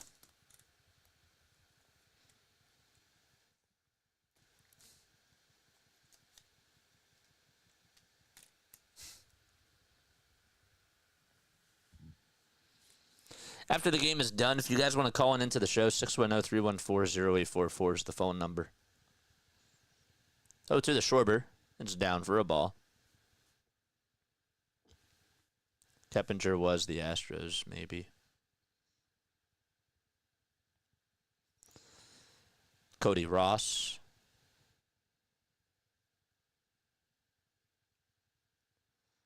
And I think Giants, the guy that pops in my head is Tim Lincecum. Yep. Because he was on for me, because he was on the cover of 2K. 1 ball, 2 strikes. And the pitch to Schwarber. Ground ball past the dive of Adames out to left field. And Schwarber gets on with a single. So, that's going to put 2 runners on base. And here comes Nick Castellanos to the plate. That's the first hit that the Phillies have actually had since Casty's RBI single.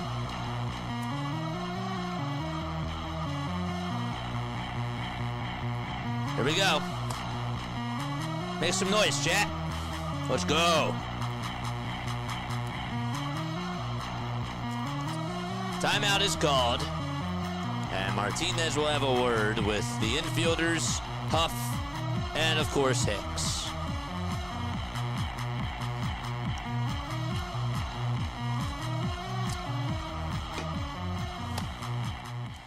Don't forget to like. Don't forget to subscribe.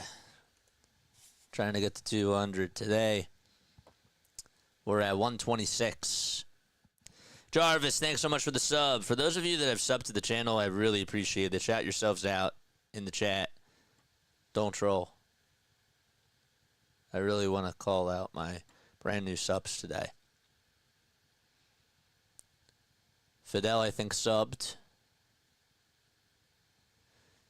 Here comes Castellanos, the pitch to Castellanos. Ground ball hit over to second base. The throw to shortstop. There's one. The throw to first. And it's not in time. Schmidt had to jump and make the catch. He could not keep his foot on the bag. And Castellanos safe over at first base. Schmidt could not keep his foot on the bag. He had to jump up and make the catch. The throw was a little bit high.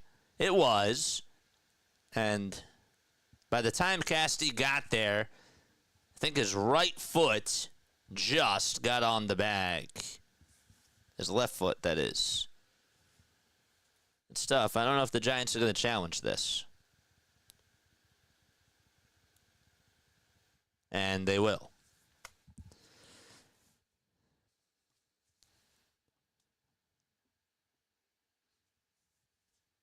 That was a high throw. So they're challenging this. I think his foot was just on the bag, Schmidt. I think Schmidt, by the time he came down with his right foot, right there. Less than half a step.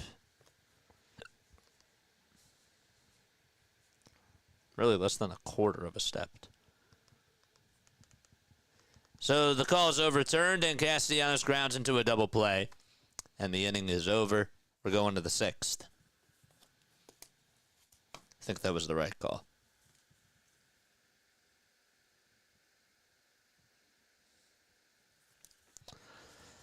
We are going to the sixth.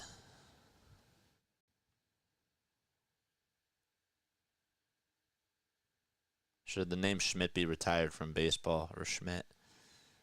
No.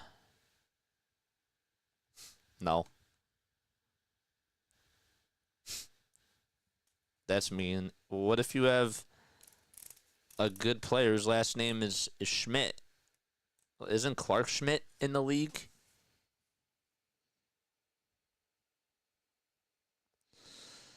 If you guys want to call on into the show again, sure you do that. Yeah, Clark Schmidt's on the Yankees.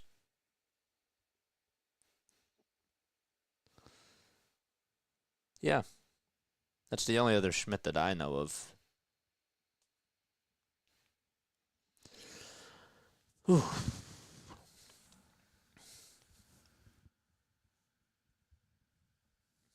Zach Wheeler bobblehead night. That should be nice. There we go.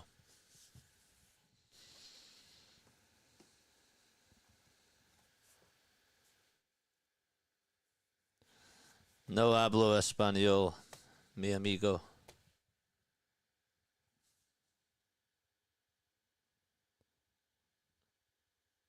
Por lo siento, amiga. No habla. No hablo español. There we go. Because it's me, and I'm a guy. Yeah, I had to think about that for a second. Brain freeze. Didn't even have any ice cream today. You guys get brain freezes from ice cream? Or tooth freezes? Ugh. It sucks.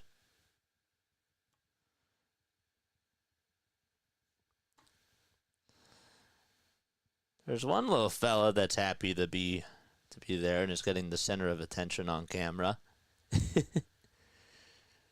She's in her pink PJs. She was stretching, and she was showing mommy how she stretches. 1 ball, no strikes in the pitch. And that is swung on a miss. Yeah, well, somebody in my chat spoke Spanish too.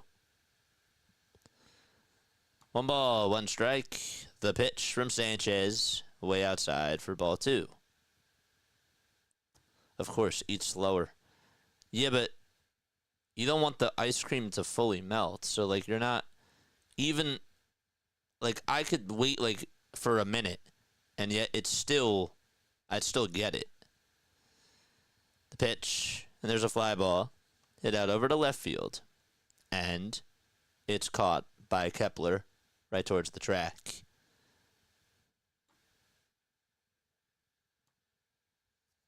Okay. Nobody ever gets brain freezes from ice cream? Legit? I highly doubt that.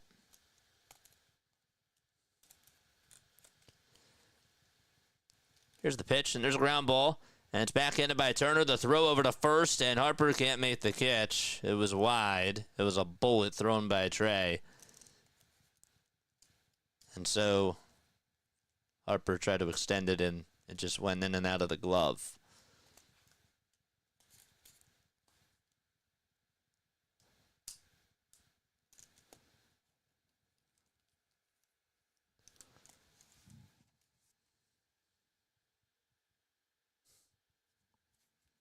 I can't take any of you seriously. I really can't. The pitch, and there's a foul ball.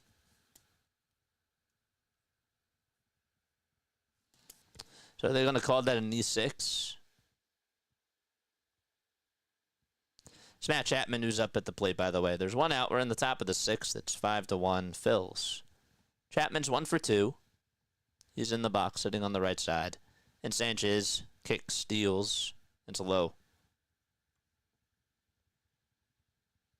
There's another little fella. Happy to be in daddy's arms. He has a blue jean jacket on along with a red Phillies shirt with a blue bell. And he has the white and red Phillies baseball cap with the P. And he's smiling.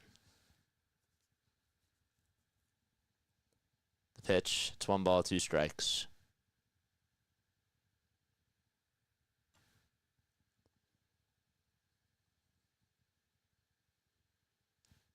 Yeah, they do call it a throw in there.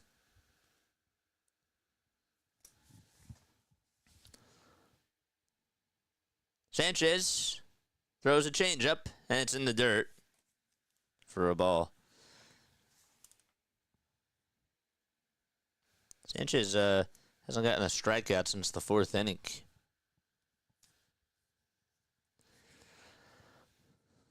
.74 pitches for Christopher Sanchez. The 2-2, here it comes, and there's a fly ball hit out over to deep left field, and Chapman sends that one out of here. And so it's a 5-3 ball game here in the top of the 6th, and Matt Chapman tees off. He has driven in all 3 runs for the Giants today.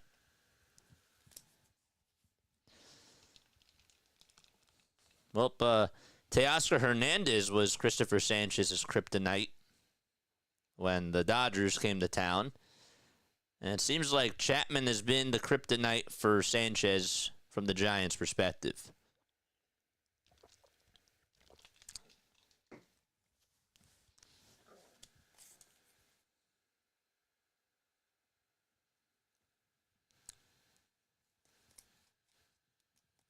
Schmidt will take a strike at the kneecaps. He has struck out twice in this afternoon's game. 5-3 Philadelphia. We're in the top of the 6th. Sanchez will get set at the logo, and he deals, and it's just, and I mean just, fouled off.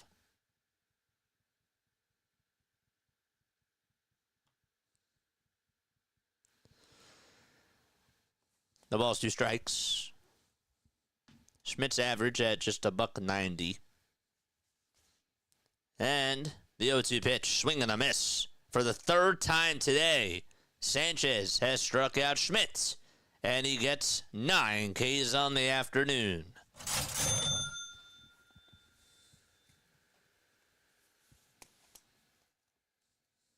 And Fitzgerald, who has also been a strikeout victim 2 times against Sanchez, is coming up. Fitzy was show bunt, and the pitch was low, and he tried to take a jab at it, and he missed at it pretty badly. So therefore, it's an 0-1 count.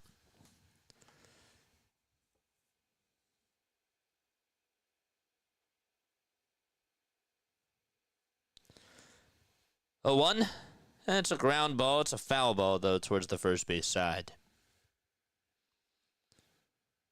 Tyler Fitzgerald from Springfield, Illinois.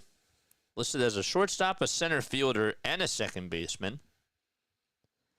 Selected as a fourth-round pick back in the 2019 draft by the Giants. And he takes the next pitch. And it's a 1-2 count. He's been on the roster since September 21st of 2023. The 1-2 pitch. Swing and a miss. Christopher Sanchez has struck out Schmidt and Fitzgerald all 3 times today. And, well, we're going to the bottom of the 6th inning. It is 5-3 Philadelphia.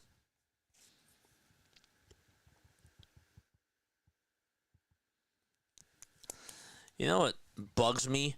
I keep score, and I cannot stand it when I skip over an inning. It bugs the heck out of me. And I don't know how I do that sometimes. And guess what? I was looking, and I put my stuff in for the 7th inning and not for the 6th inning. It's crazy. 10 shares for 10 strikeouts.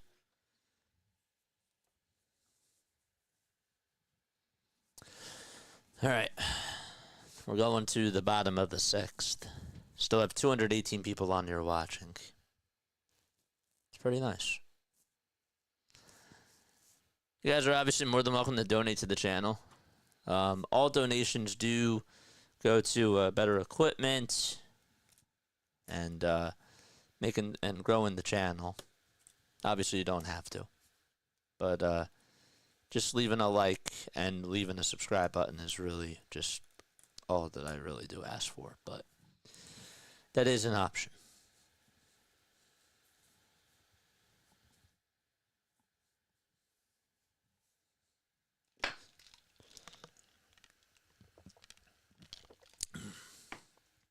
JJ, you're quiet. Are you sad? Nope. Some people get this misconception that like when you're quiet and you're streaming, you're down and you're sad. No, I'm in my happy place.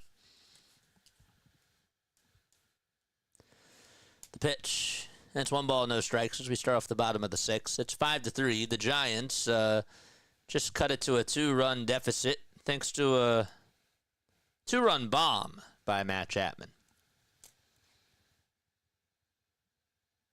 1 ball, no strikes. Hicks is still pitching. Just allowed 5 runs in that first inning, and he has settled down ever since then. He's only given up 1 hit. Kepler is up. He's 0 for 2. He fouled out, and he also grounded out as well.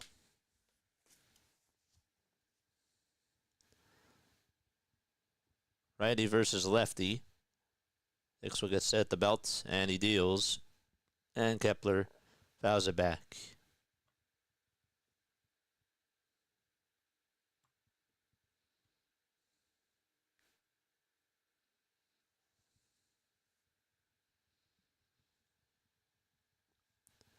Here's the 1-1. It's slapped over towards the third base side, scooped up by the third baseman Chapman, and he throws it over to first and 1 away.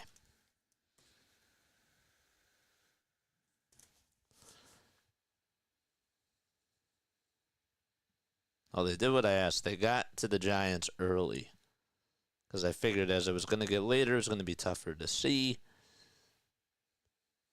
And they've done that.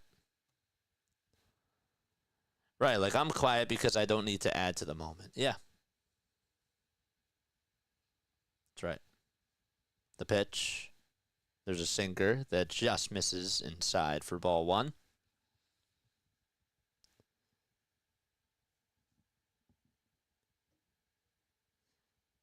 The 1-0 chopped foul.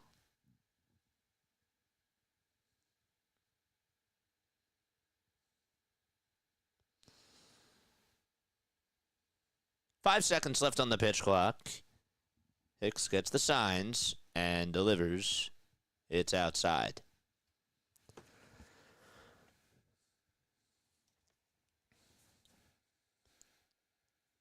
This is the 4th time in Sanchez's career that he has gotten 10 or more strikeouts. 2-1 offering. Foul ball.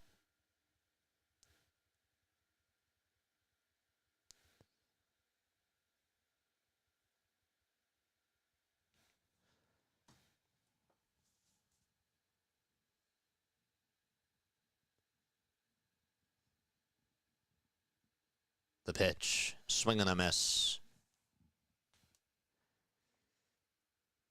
5 strikeouts for Hicks.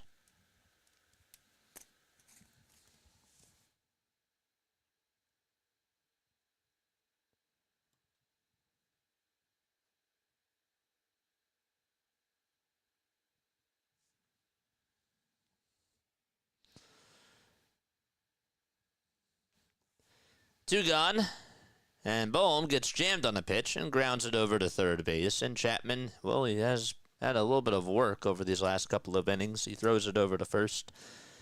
And the inning is over. The side is retired. We're going to the 7th inning. It's 5-3 Philadelphia. Okay, we're going to go say hi to a streamer real quick. We're going to go raid somebody and go say hi to them and say play-by-play with JJ Raid. And that is Mitchkovsky. Okay? Going to go say hi to Mitch. Yeah, we'll be right back. Here's the link. It's right here. See you soon. Go say hi.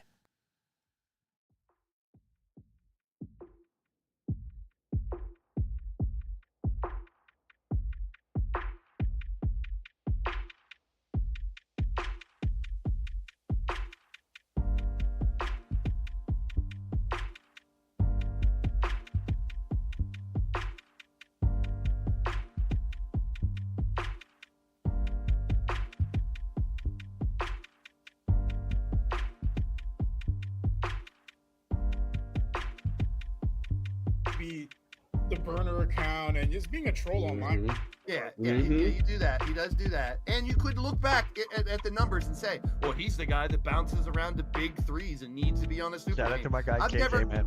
I mean, it could be wrong. There could be plenty of interviews where KD says this, but I don't remember an interview where KD's like, oh, I got to latch on somewhere and get a title next year. Or I got to find me. I mean, I don't blame anyone for trying to do that either, so I wouldn't blame him for trying. I mean, number one, quit getting the James Hardens in your big threes. Maybe that's one of your problems. Well, now he did a. Is he in a big three right now? I don't Him, count Kawhi. three. I never Him, count Kawhi, and Powell, I guess. Yeah, shout out to everybody. Appreciate you. Appreciate you guys. With the Suns, even though Beal, he can be a consistent player and a great shooter.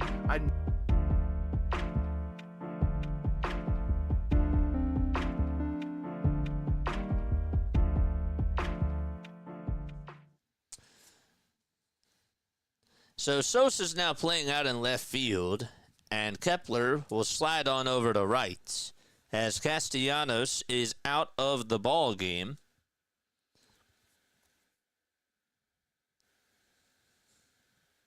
So Sosa takes over for Casty in the batting order. 1 ball, no strikes to Mike Yastrzemski, who's 0 for 2 and reached on an error back in the 5th. Sanchez, the lefty, versus Yaz, the lefty. And Sanchez will kick and deal. And he throws a pitch painted perfectly on the outside corner for strike 1. He's ready to throw again. And the next pitch is way inside, and it got just a piece of the jersey of Yastrzemski. And the tying run is going to be coming up to the plate. But Rob says, hold your horses for a second, and the Phillies might take a look at this. Let's see if it got a piece of him. Yeah. You could see that it got the piece of the top of his arm. You could see movement in the jersey, so that's a hit by pitch. They say play on.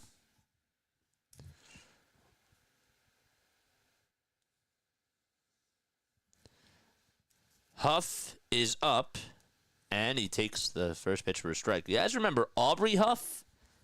Here's another former Giant. This is Sam Huff. 0-1 delivery, swing and a miss on a changeup that was low and way outside.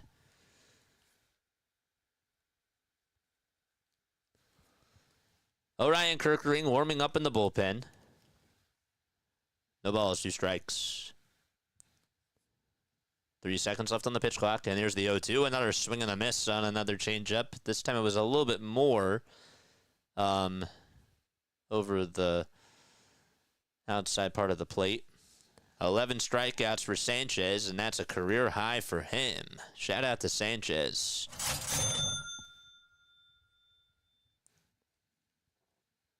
I know he's had at least 10 strikeouts with that changeup. I think he has all 11, though, for some reason.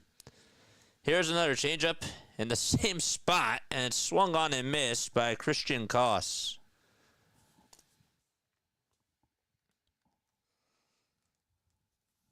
Aubrey Huff, Bryce Huff, Jay Huff from the Memphis Grizzlies. There's a lot of Huffs. I didn't really think about that as athletes. The ball is 1 strike, the windup and the pitch, and it's way outside. JJ, who are you going for in the NBA playoffs? Honestly, I don't really have a rooting interest.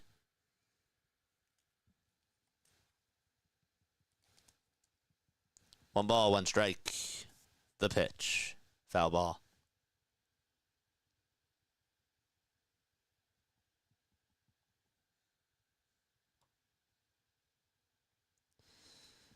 JJ, it's 12 strikeouts. Nope, it's 11.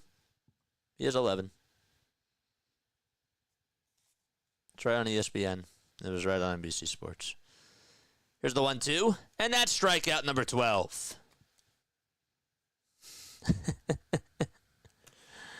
So there you go. Sanchez able to get Christian Koss looking at a called strike 3. Give him a dozen Ks today. Whew. 2 gone, top of the 7th inning. And Matos is due up. And he takes strike 1. 93 pitches by Sanchez. Now he has 12. Here's the 0-1, and it's high for a ball.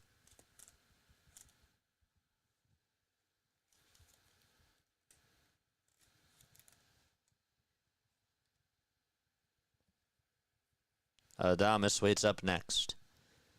1-1, swing and a miss. That changeup that was inside and low, that movement was disgusting. Oof.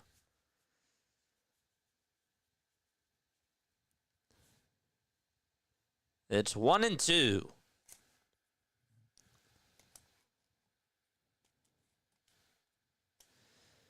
He's looking for strikeout number 13. Will he get it here? Here's the 1-2. It's way outside.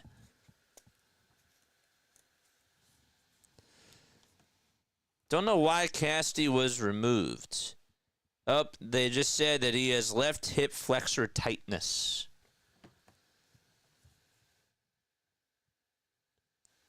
The 2-2 pitch. There's a ground ball. Hit over towards second base. And the throw over to first is just in time. Stott tried to tag the bag at second as he was down. But the runner at second was safe. And then he threw it from his knees over to first. And was just barely able to get Matos out. And so we're going to the bottom of the 7th inning.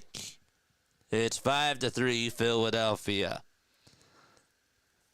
Okay, I'm going to ask you a Philadelphia Phillies trivia question. And if you get it wrong, you will hear this. If you get it right, you will hear this. This one's a little bit more advanced. I will tell you that from the jump. Okay, so the longest tenured PA announcer for the Phillies, who still is their PA announcer, it's Dan Baker. Okay? Baker's been doing it for over 50 years. And I want to know who is the second longest ranking Phillies PA announcer.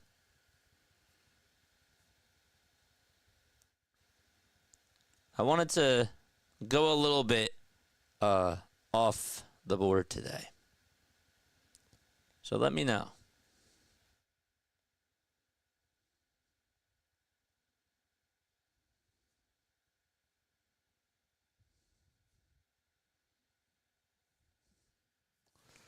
We're pretty advanced.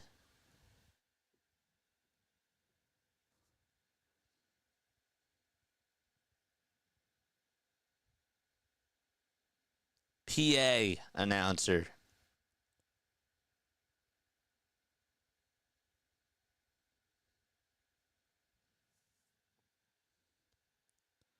Anybody want to guess?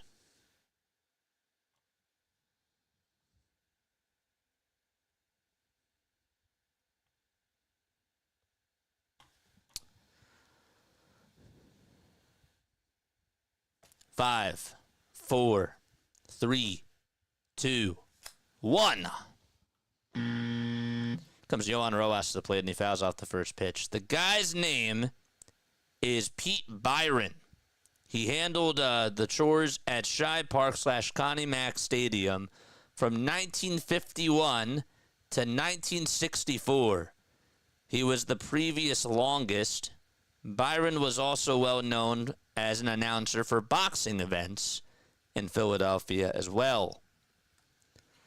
No balls and 2 strikes. We're in the bottom of the 7th.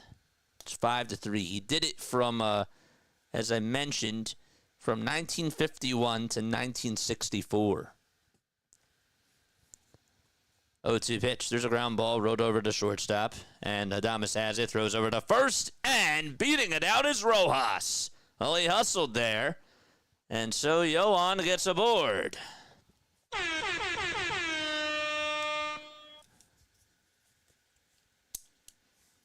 I can't just make it easy for y'all. I gotta spice it up a little bit. The Giants are gonna challenge this. Let's see. Koss threw it on over to first. By the way, that's not Adames. And they have a case. He's out. He's out. Good challenge there by Bob Melvin. Who was Connie Mack? Oh my gosh. You don't know Connie Mack Ballpark? He's out.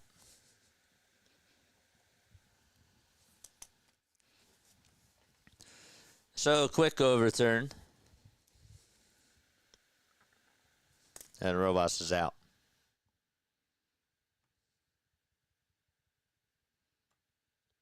All right. Thanks, Scott.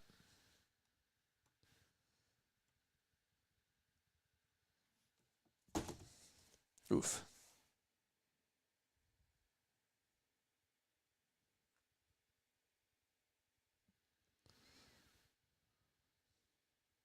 The pitch.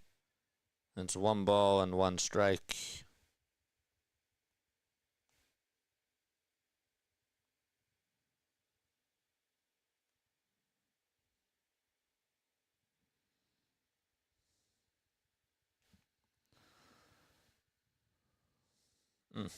Uh-oh. This thing broke. 2 balls, no strikes. The pitch. It's inside for ball 3.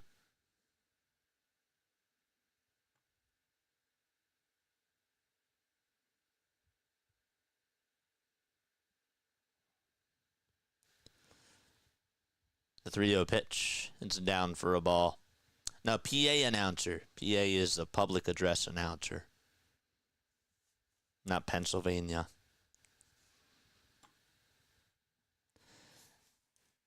Hicks has 101 pitches. I am shocked that he's lasted this long. I mean, besides the first, he has been pretty good.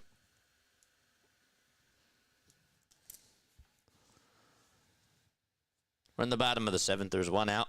And the pitch to Trey Turner is inside for a ball. Trey tried to call for time.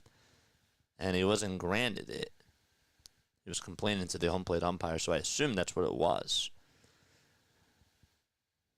1-0 pitch. It's in the dirt.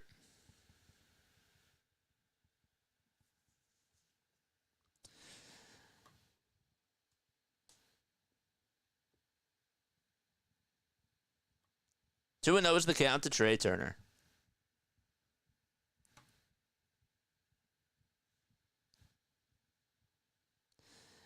If you guys want to call on in and leave a voicemail message, you can. Talk to me about the Phillies. Or if you're a Giants fan, you can talk about the Giants too. And yeah, we'll have a post-game show after the game is done. I should actually get that ready right now. I am.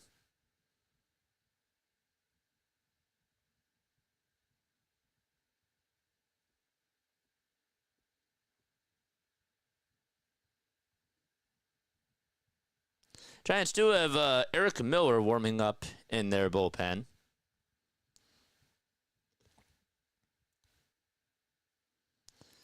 Two balls, no strikes to Trey Turner. Hicks kicks and delivers. And it's taken inside. They try to appeal. And the first base umpire says no. They say that he did go. They didn't show his reaction. So it was hard to tell, but it's 2 balls and 1 strike. The pitch to Trey. Ground ball. Hit over to second base. The tag. The second. There's 1. The throw to first. There's 2. A double play. 4-3. And it's time to go to the 8th. Still 5-3. Philadelphia. Okay, I'm going to take another step off. I'll be right back in just a few moments. Don't go anywhere.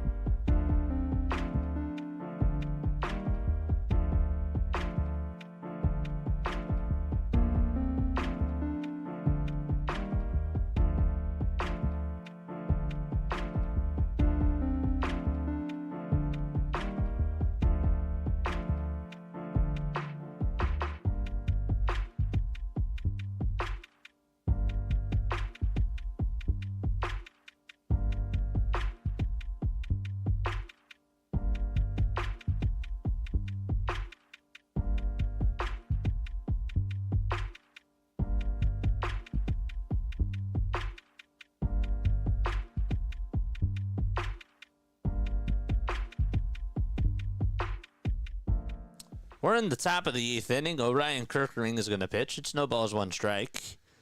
And the 0-1 is down for a ball. Jordan Hicks was not happy with something and was looking at the Phillies dugout as he was going back into his dugout. And I don't know what was going on, but umpire Phil Cuzzy did say something to him afterwards. I think it went back to that one call that that Bohm had where he was calling for time and he was not happy. So it's 1 ball, 2 strikes to Willy Adames. Orion Kirkering will get set at the belt, and he kicks, fires the pitch, swing and a miss, and Kirkering gets a strikeout, and there's the first out of the 8th inning.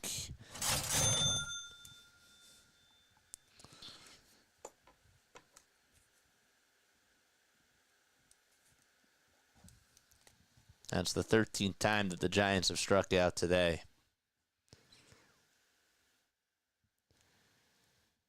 The pitch. Foul ball.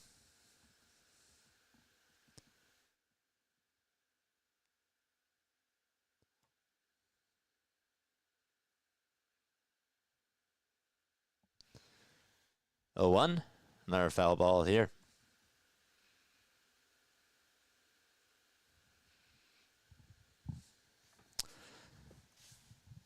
Kirkland's had a very good year for the Phillies. He's facing Heliot Ramos. And Ramos lays off the 0-2. It's outside. 1 ball, 2 strikes.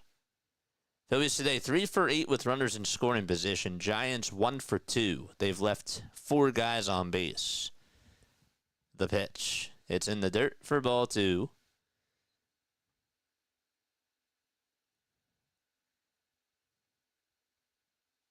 Orion gets set and fires the pitch. Swing and a miss. He struck him out. Got him the chase after a 98-mile-per-hour heater that was on the upper third of the zone, right down the center of the plate. That's 2 strikeouts in this inning. Back-to-back strikeouts. And that's also 4. The Phillies pitching staff has struck out 4 out of the last 5 Giants batters. The pitch to Chapman, he takes it for strike 1. He's delivered all 3 runs today, Matt Chapman. He's been putting the Giants on his back. 0-1 pitch, and Orion will get the call. He threw a cutter at 98 miles per hour. And time is granted to Matt Chapman.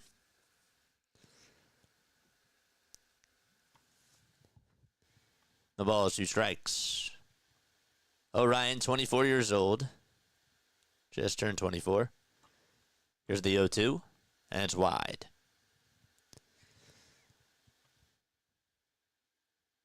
Orion has pitched in 72 innings during his career so far. He's only allowed 18 earned runs, 2 homers, and 85 strikeouts. The pitch. There's a high bouncer hit over to third base. Bohm has it. Sidearm throw over to first, and Chapman is retired. Bottom of the 8th coming up for the Phillies, as they are 3 outs away from trying to seal the deal and take a banana split. Let's go. Make sure you hit the thumbs up button and hit that subscribe button as well. Kirk goes right at him. He does. Speaking of coasters, that's the sound that a coaster makes when you have a beverage that drips from how cold it is. My name is Jason Joseph. This is Play by Play with JJ. I don't run ads on my channel right now, but I do like to promote the channel, obviously. And I think that this is probably one of the best that you're going to get. Hello, JJ. Hello. Hi. It's nice to see you all.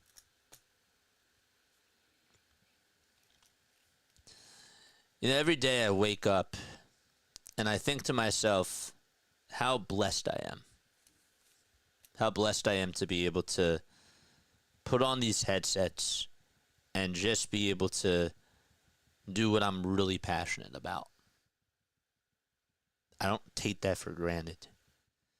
And it's really nice how I think that we're getting more people that are interested in this field now more than ever, just because of what's available to us. And I know that I say that I do Phillies, Sixers, and Eagles games on here, but I also love being able to talk to people that are interested in doing what I do.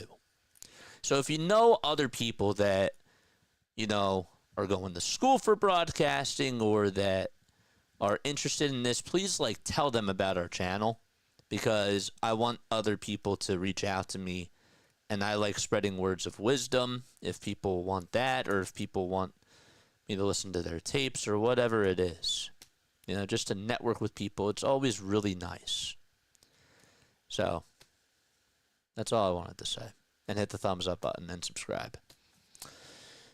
We're in the bottom of the 8th. Eric Miller's pitching. It's lefty versus lefty. Harper is ahead in the count 2-0. The first pitch was inside, and the second pitch was outside. Miller has pitched in 6 1/3. He has not given up a run so far this season. Here's the 2-0 to Bryce, and he fouls it off.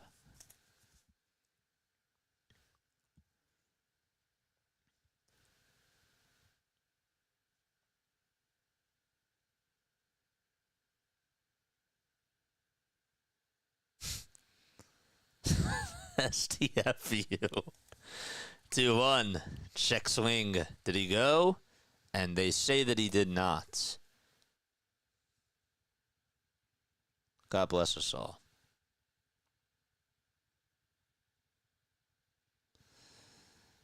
Miller kicks and delivers the pitch. Swing and a miss on a high cheese fastball.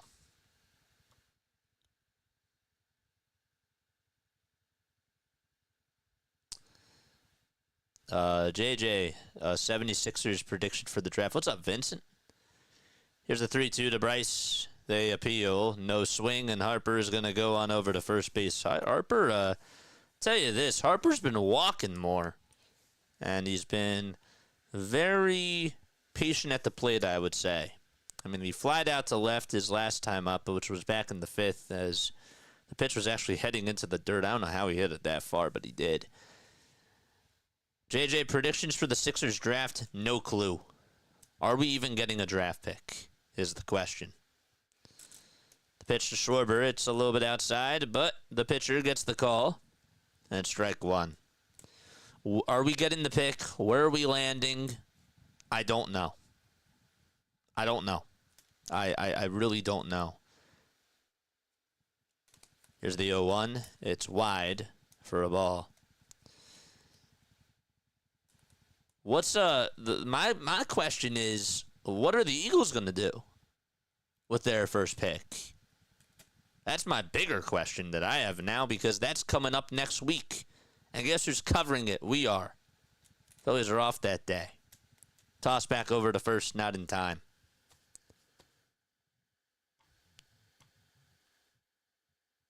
Think of how boring your accounting degree would have been, JJ. I didn't go to school for accounting.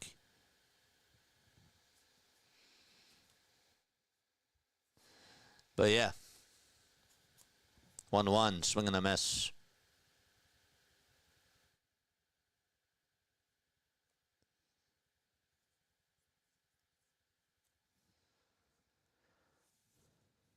One ball, 2 strikes to Kyle Schwarber.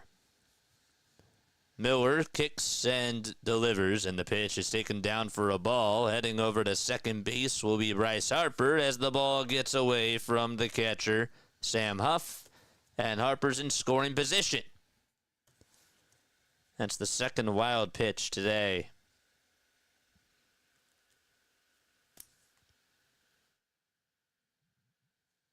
Alvarado's warming up in the bullpen. He will close it out for the Phillies. The 2-2 to Kyle. It's low and outside. Low and outside for ball 3.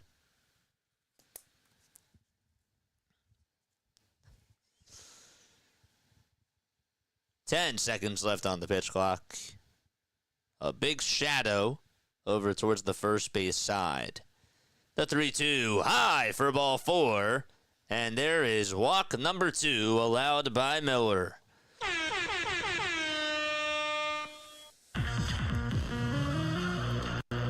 And Edmundo Sosa is coming up. Remember, Castellanos was taken out of the game with a left hip flexor.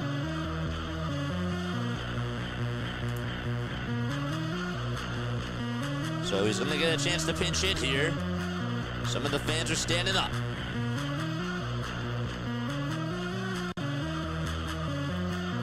Harper's at second. Schwarber's over at first. Nobody out. The first pitch to Sosa, and he taps it foul towards the first base side. Let's get up, chat. Charge!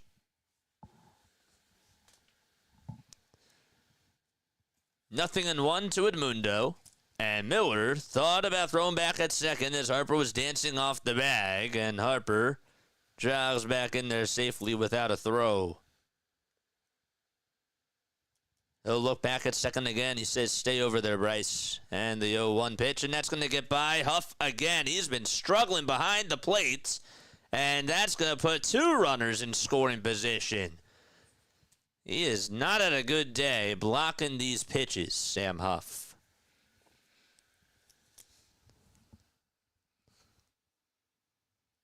How did that even get under him? I don't know. It went right through the wickets. He thought it was going to bounce a little bit higher. That was on him.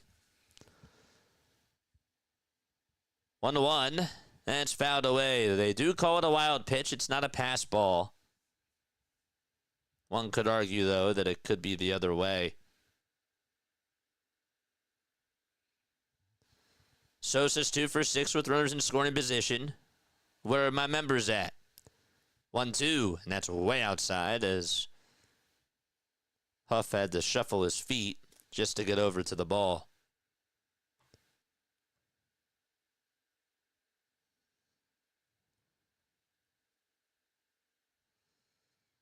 Miller kicks and fires, and Sosa spoils a pitch that was in the dirt, or was heading towards the dirt, and stays alive.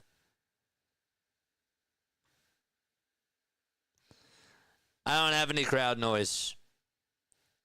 And it's a little bit corny when you do it. I've tried it. It doesn't work. I've tried it.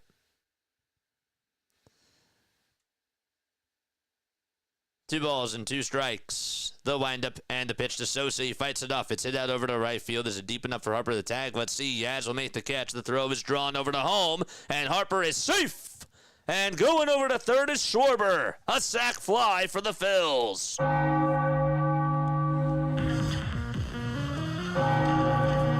Productive at bat by Sosa. It was deep enough to get Harper to score. He had one thing in mind.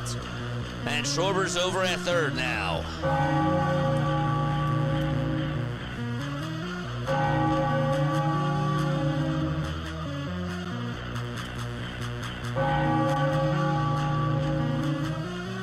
Here comes Kepler to the plate, and he'll ground this one foul. Nice work. Second and third, no odds of a scoring point, 0-0-3. Look at Mr. Positive. Mr. Pessimism. 6-3, and the pitch fouled back. That's why he's Waldorf. And he knows it. He likes the attention.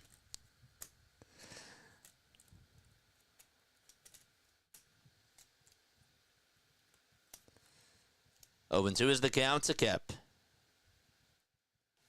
And the pitch. Here it comes. Swing and a miss.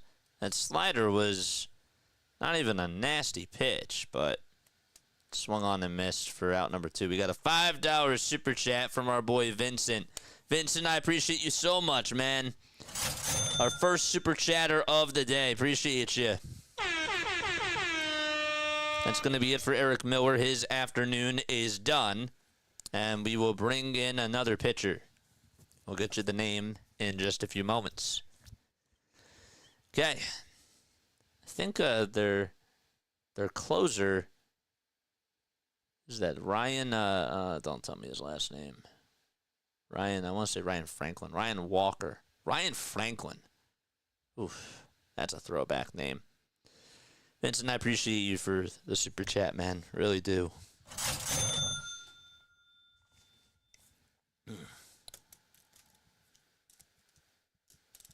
Giants stink. New York Giants stink. I hear you. The Giants stink. Yeah, no, they won 2 games in this series, and yet they're 13-5. Don't give them any chalkboard material, my friend.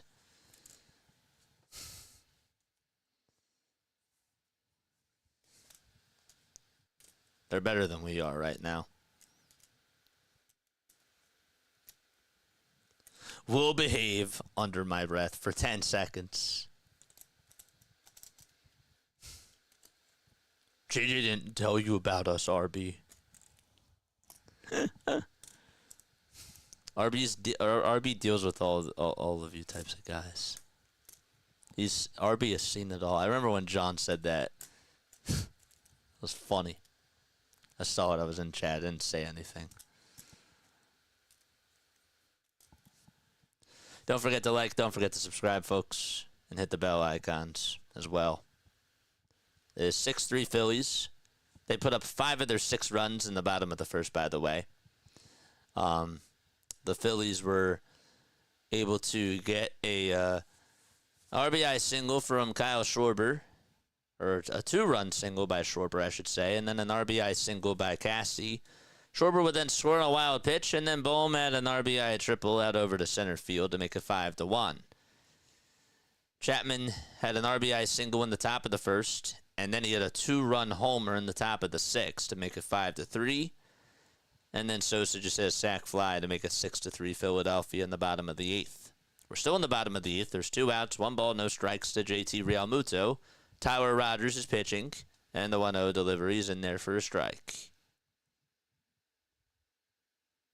Tyler's 34 years old now. He is tall, 6 feet 3 inches tall, 180 pounds. From Denver, Colorado, has a 1 ERA this year and a .78 whip. He's been very good so far.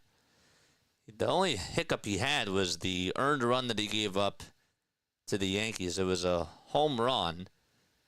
As the pitch is fouled away. It was a Jazz Chisholm home run.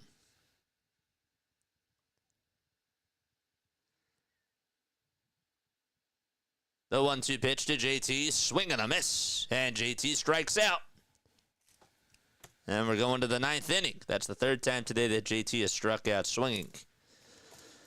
Okay, we're back. A tall drink of water, says Cambodia. Way to keep it PG. What? He's cute. That's true. Yeah, it's funny. After the game is done, okay, please come on and come talk to me. It's 610-314-0844. Larry said it's too early to talk to JJ. It is never too early to talk to JJ. I saw him say that last night. He said it's too early to call on in. No, it's not. You can call in at any time, okay? 610-314-0844 is the phone number. We also are on Discord. You can call in on Discord, too, as we are live. You can leave a voicemail message on the phone number, and you can also leave a text as well and talk to me about this game. So let's do it. Oh, Broken Bell. I remember him. Yeah, that was... we have not had to deal with those types of people. Thank God. At all. Right now. Notice how if I set today, I put subscriber mode on today. I wanted to try it out. So if you're subscribing to the channel, you're more likely not to be a troll. Great games in the series. I agree. I imagine JJ calling the game on stage and everyone watching in the seats, and then John and Larry heckling from the balcony. Yep. We actually 2 years ago, I remember, no, it was last year. No, it was 2 years ago. 2 years ago, I remember there was a power outage somewhere, and people were at a bar. There was somebody that came on and was like, yo, we're at a bar, okay, like I'm the bartender, and we're out of power, and we're all listening to you. And as soon as, I think it was Casty who hit the home run, he said everybody was going nuts in the dark just listening to this call. And I was like, wow, that's special. That's really special. We're in the top of the 9th. The pitch, it's a foul ball by Clark Schmidt. Or Casey Schmidt, that is, really. Schmidt. His is SCHMIDT. And Casey's is SCHMITT. The pitch on the way. Line drive hit out over to left field, and Sosa will make the grab. And out number one is recorded as Alvarado gets the first out of the inning.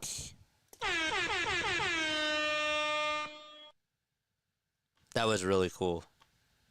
Yeah, imagine like you have like 40 people that are at a bar that can't tune into the Phillies game, and then you just hear them like roaring after you call a home run. That's sick. Speaking of home runs, here's a high fly ball hit out to deep left field, and Fitzgerald goes yard, takes advantage of a meatball out over the middle of the plate, and it's a 2-run ball game.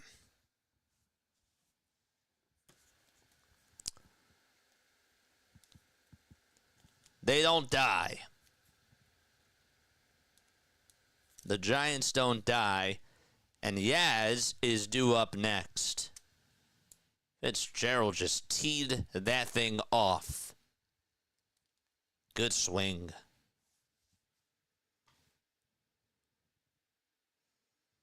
It was not Chicken Wrangler, no. That was not Chicken Wrangler.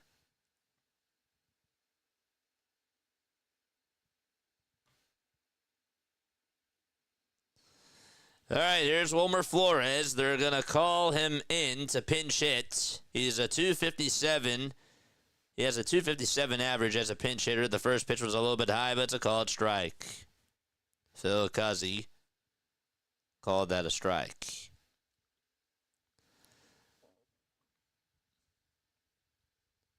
That's the second homer of the season, by the way, by Fitzy. The pitch, it's a breaking ball, and it's in the dirt for ball one. Next time the Giants play the Phillies will be in July, from the 7th to the 9th. Here's the 1-1 to Flores. There's a bouncer, hit over to shortstop. Turner has it, spins, turns, throws over to first, and it's in time to get Wilmer Flores. You have to squint your eyes a little bit, and you sort of cringe whenever the ball's hit over his way now. But there's out number two, regardless, and it's all up to Sam Huff as he's coming up to the plate.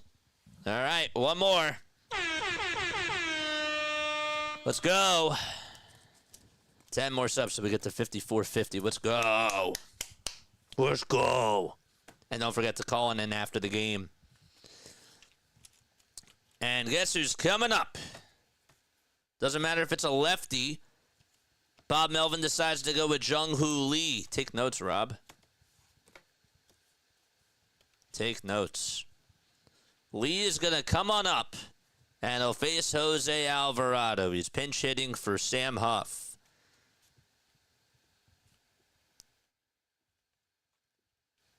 Two outs, top of the 9th inning. Alvarado kicks, deals, and Lee bounces it foul. That came at 100 miles per hour, and it was a sinker.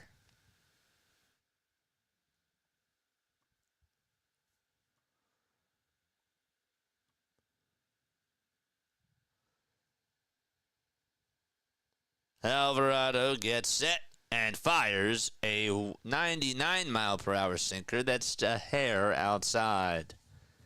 And a good take by Jung-Hoo Lee. 330 at average for Lee on the season. He had the afternoon off. The 26-year-old from Japan in the box.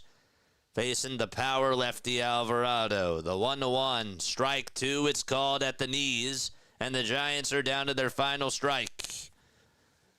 All fans rise at Philadelphia. The bank is rocking today.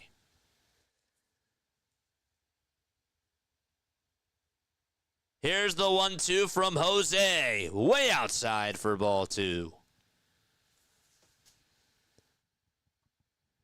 And Lee catches his breath for a second. He said, man, that was a cutter at that speed.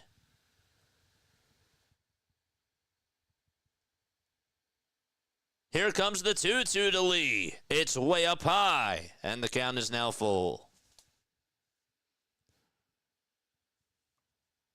On deck for the Giants, it'll be Koss. He'll be batting on the right side.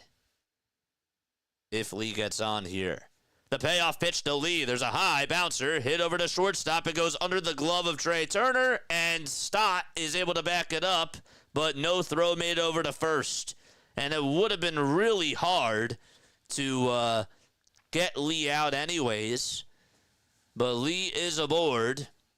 Even if Turner fielded that cleanly, I think it would have been really, really hard for him to get Lee out. That was a very high chopper. It went over the mound, and then it just went underneath the glove of Trey Turner as he came running in. Christian Koss is up to bat. He's the tying run. The first pitch is down and in for ball one.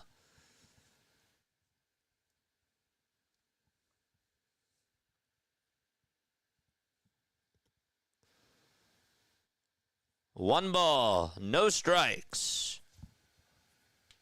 Two outs. A runner on at first. And here's the 1-0 from Alvarado. There's a ground ball hit over to shortstop. This should do it. The throw over the second. That's it. All right, so it's a 6-4 fielder's choice, and the Phillies will win by a final score of 6-4 as they split the series with the Giants, and they get the dub. Ring the bell. The Philadelphia Phillies win.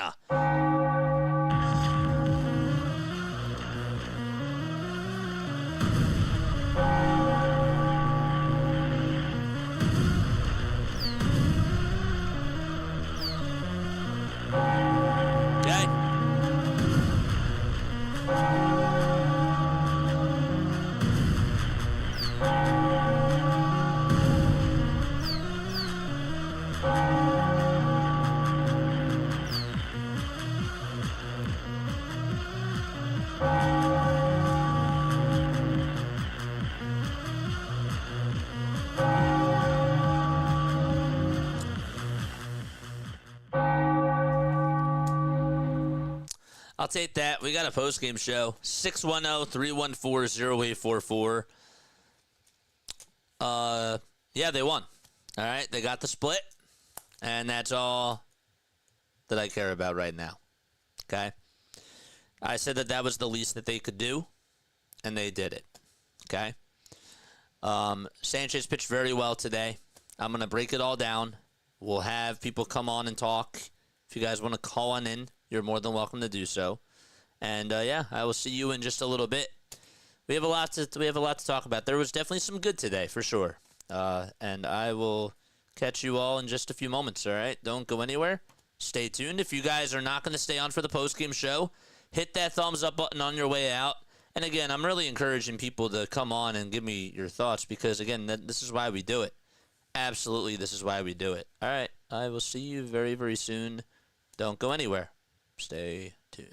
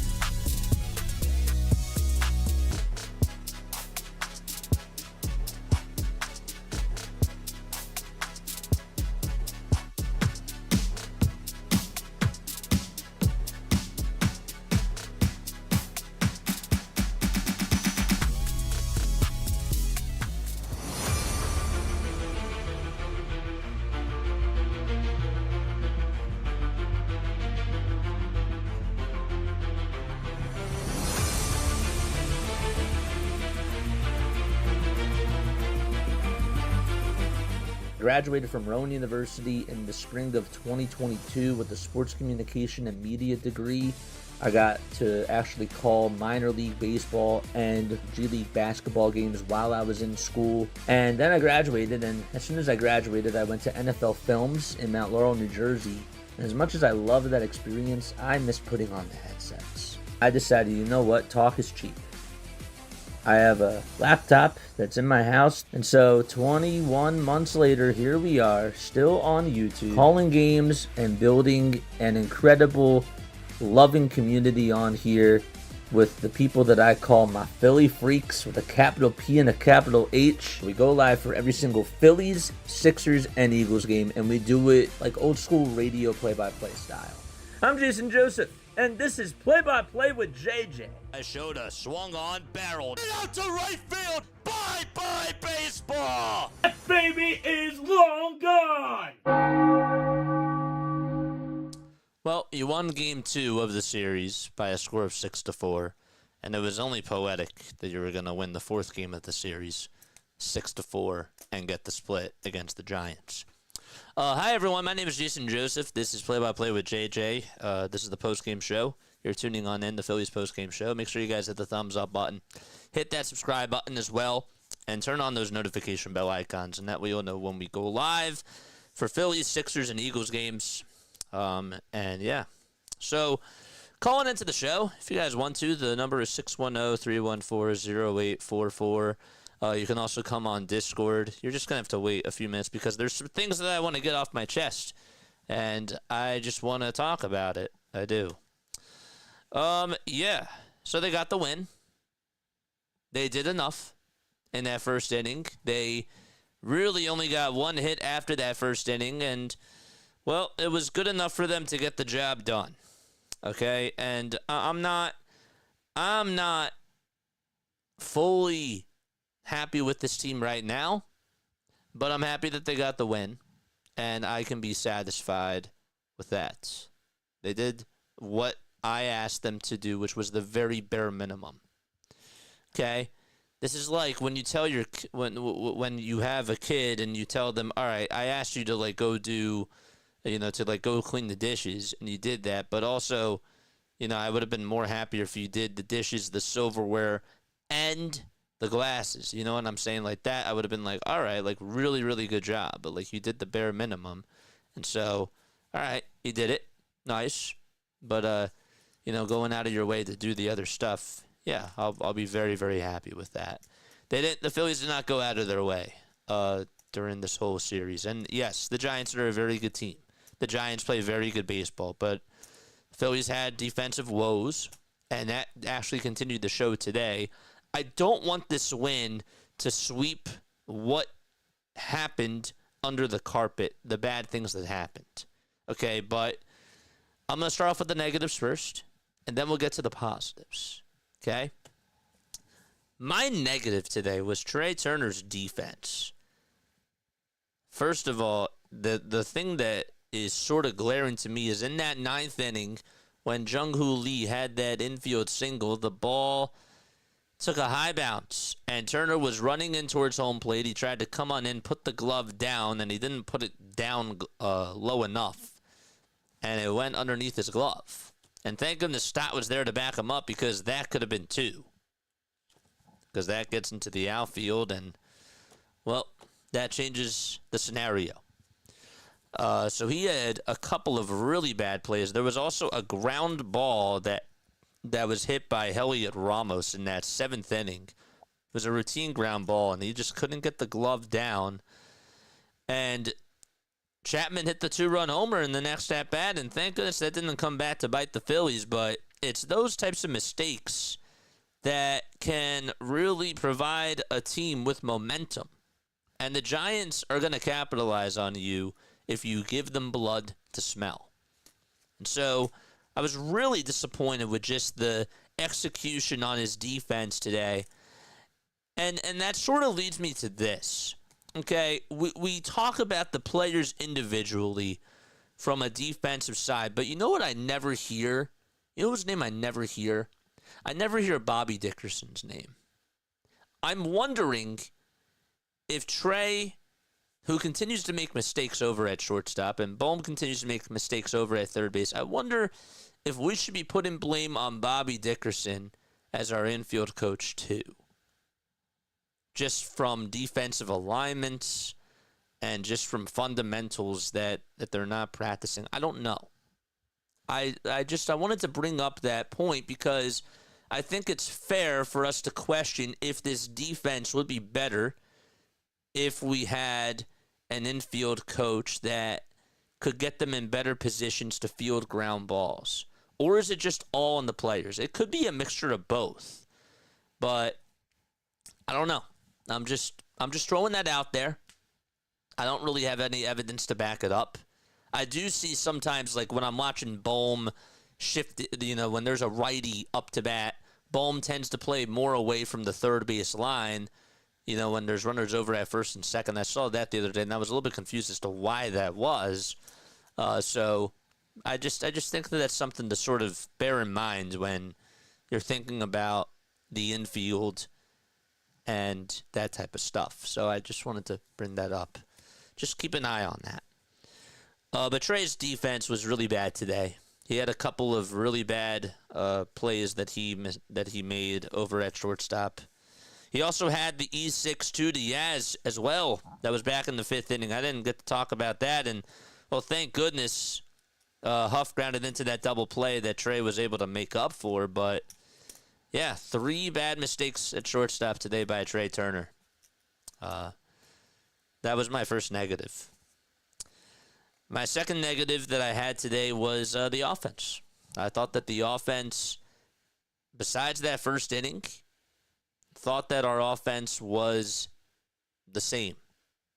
We didn't change our philosophy against Jordan Hicks. I figured that as the day was going to go on, we were going to struggle with the shadows, and we did. And the players just could not execute. It took us, we only got 1 hit afterwards. This team is walking more. I want to bring up a point that I heard on Broads' cast the other day, and I've noticed that they're taking more walks. And he's right. Sometimes I think that they're cutting down on their chase for the most part, but I think that they're being way too passive now at some points rather than you would want them to be. They need to be more aggressive when it comes to situational hitting. Okay, you can't just let these balls go by. You also can't be chasing after pitches that are 5 feet off the plate. There's a balance in that goes into it. So I don't think that when I'm watching them at the plate and they're trying to go through situational hitting and there's runners in scoring position, sometimes I'm watching guys take way too many pitches. And then other times I'm watching them just swing and miss at bad pitches. And they're sort of left guessing. And I don't like that. And that's something that I do think can come around. I don't know. I don't have any proof that it will, but it's just something to sort of keep your eye on. I thought this hitting today was not good because, again, they had 1 hit after that first inning. They did. So I'm not satisfied with their hitting as a whole. Sosa did have the sac fly. And again, I said that I get to the positives in just a little bit. Alvarado's meatball that he gave up during the middle of that 9th inning, not a good pitch. Should have went slider down low and outside, but left a fastball hanging out over the middle. And Tyler Fitzgerald was able to get a piece of it.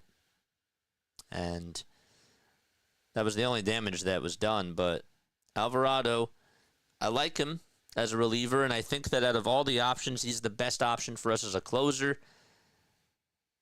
If we had another guy like a Mason Miller, Alvarado's not the closer. But I've been saying that he is the closer for this team right now because I think he's the best pitcher that we have. Some would say Matt Strahm is. I wouldn't disagree with you there. But I just think that Alvarado, I trust him more in higher level spots As bad as this sounds, even though I know Strom was really good last year, I trust Alvarado this year more in higher leverage spots. But yeah, so those were my bad. And Rob's managing also, I don't want this to go under the carpet either, but going back to that 7th inning, okay? Going back to that 7th inning. When Sanchez starts pitching in that 7th inning, okay, it's 5-3. Sanchez is at 90-some pitches. 80-some, really. And somebody just has to be warming up in the bullpen. You got to get Orion warmed up then, or somebody, because it's a 2-run game, and God forbid he lets one go. You know? Fortunately for him, after the hit by pitch for Yastrzemski, he got himself out of the inning. Swings and misses on all changeups from Huff. And then he threw 3 changeups to Koss along with that sinker. And then got Matos to ground out. Like, good for him for getting out of that. But again, just baseball awareness, Rob needs to have somebody warming up in that 7th inning. And nobody was warming up that I saw. And I thought that, again, that was bad managing. And his player bailed him out there. So, not just when they lose am I looking at a critical eye on Rob Thompson. I'm looking at that, too, when they win as well. Because, again, it shows tendencies. And there's a pattern with that. So that's something I didn't like. I'm not being nitpicky because, again, if Sanchez gives up another base runner there, then we're complaining, why isn't anybody warming up in the bullpen? So I don't want to get that swept under the carpet either. My good that I take out of today. Number 1, my MVP of the game, Christopher Sanchez.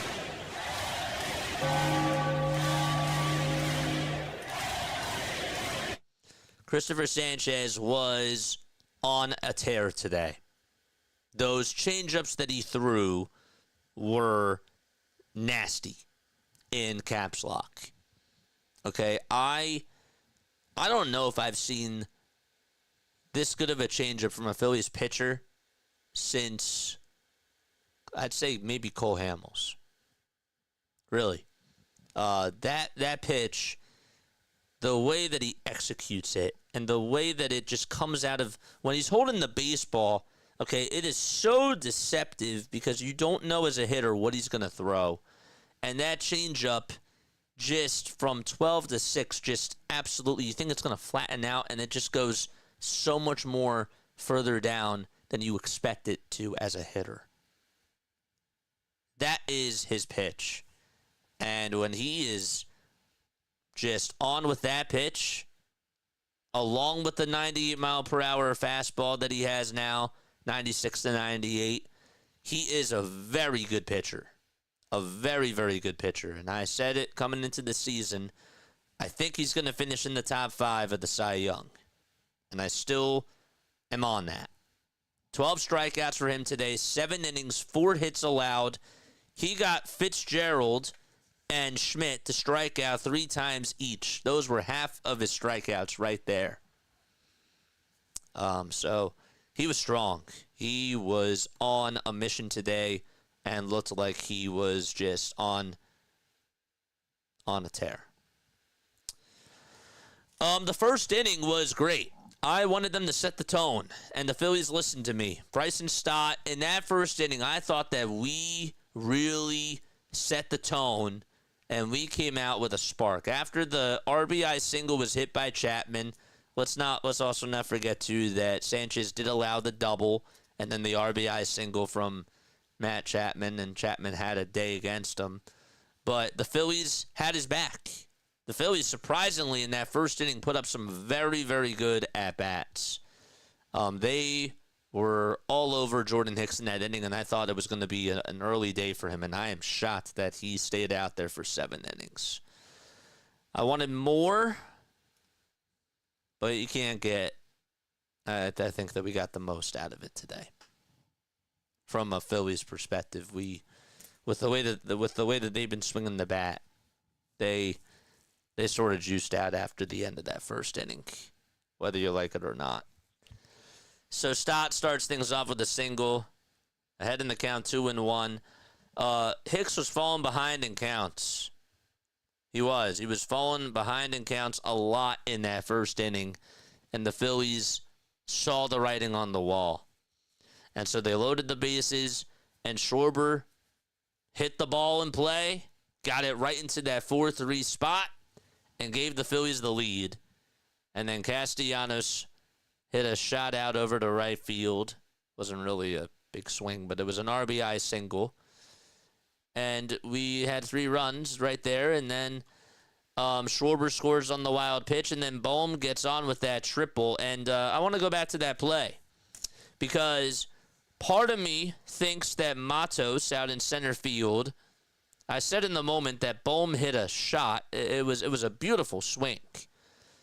But when I look back at that play, should Matos have caught that ball? When I'm watching it in real time, I thought that was a tough angle. I think that he could have turned over the shoulder a little bit sooner to make that catch there, and he has to know better. Like, he has to look and see like where the wall is, and he has to adjust. Like, you got to make those adjustments, and that's not easy to teach an outfielder that type of trick. But he had to turn just a little bit earlier, and I think if he did that a little bit sooner, I think he would have caught that. But the ball just popped out of the glove, and he couldn't hang on. I thought it was a tough play. I thought that he made it a little bit tough, but I also thought that he made it a little bit tougher than it had to be. So, but that's just my personal opinion. And yeah, it was just nice to see Bohm get a result and get a good swing there. We needed that insurance run in that bottom of the 8th inning, and I was happy that Harper was aggressive in that spot because Sosa hit the ball out to right field. I don't usually like to run off of Yaz because I know that he can fire it. But Harper tagged up immediately, came running in the home plate, and that was nice base running for the Phillies. It worked out, and it was a bang. It was a good play overall. So 6-3. We got that insurance run, and we needed that. I thought that was big.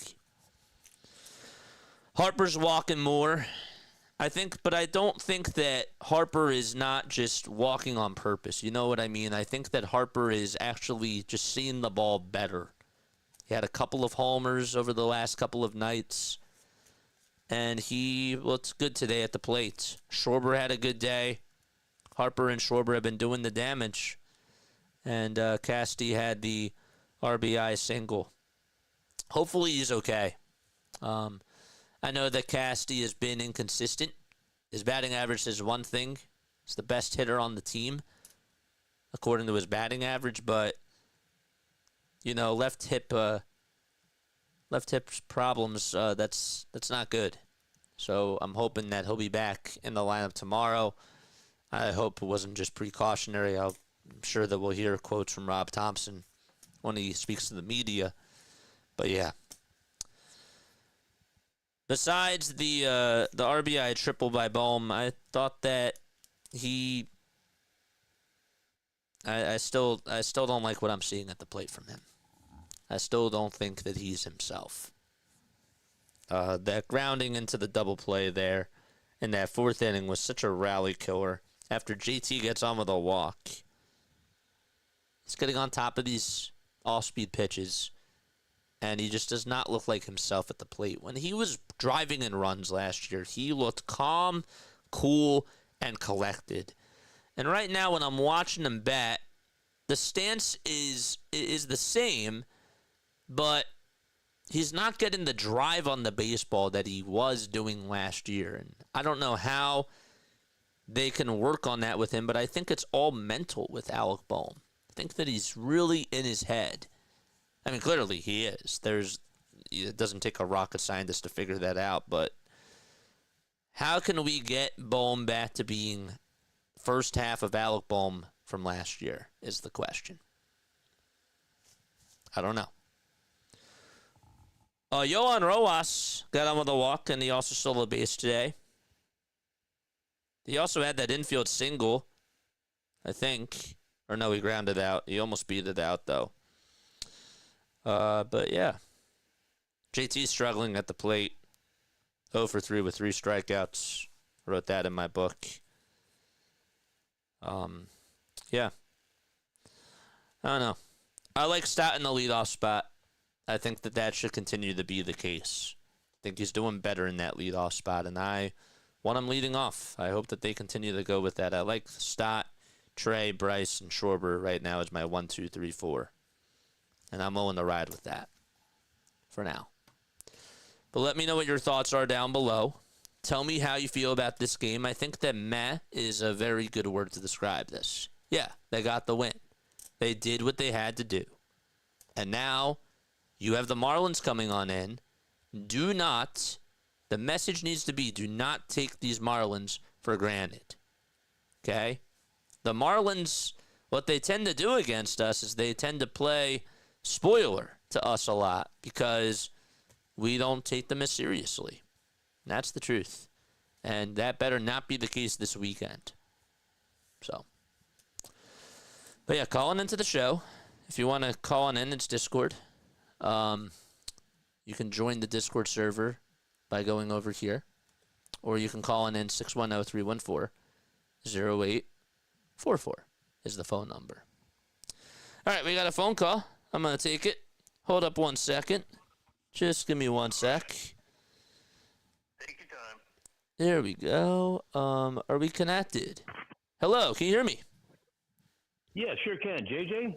Yes. Well, for some reason... Wait, hold up 1 second. Let me try it again. Can you hear me now? Oops. I think we lost him. Call back into the show for those of you, or for that person that just called on in. That person that just called in, call back to the show. Let's see. I'm always afraid to hook this up over to the Bluetooth thing. Let's go. All right, we'll go back to the live stream. Where is it? Talk to JJ. Sanchez is a dude. They won. What's going on? Phil's offense is not the subject. Okay, here we go. Yo, can you hear me? Hello. I heard. All right, perfect. All right, you are on the air.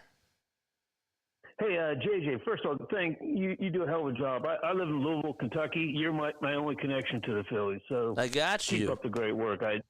It's awesome. Hey, I saw an interview. I'm going to address your Alec Bohm issue about his hitting. I saw an interview with Pete Rose not shortly before he died. You know, they're running a lot of stuff on him after his death.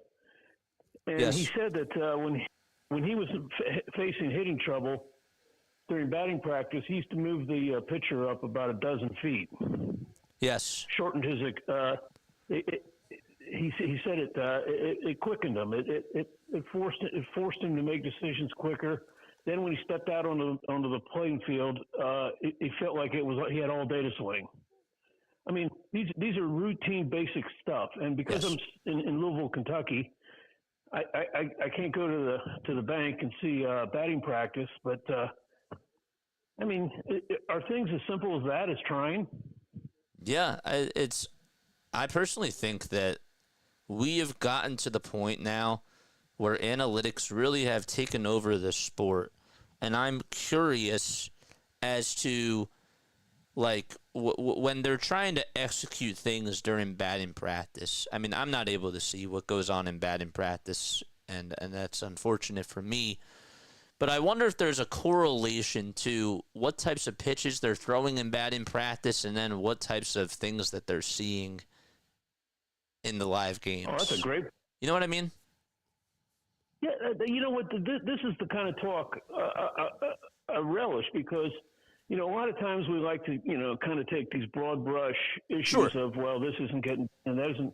But let's face it, they're hitting. What have they got? A three-way tie for 11th. Yes. They got one guy hitting over 300. Yep. They're just not getting the runs in when they're getting on base. And Pete, in that same interview, Pete Rose indicated that when his son was playing ball, his son went like 0 for 32.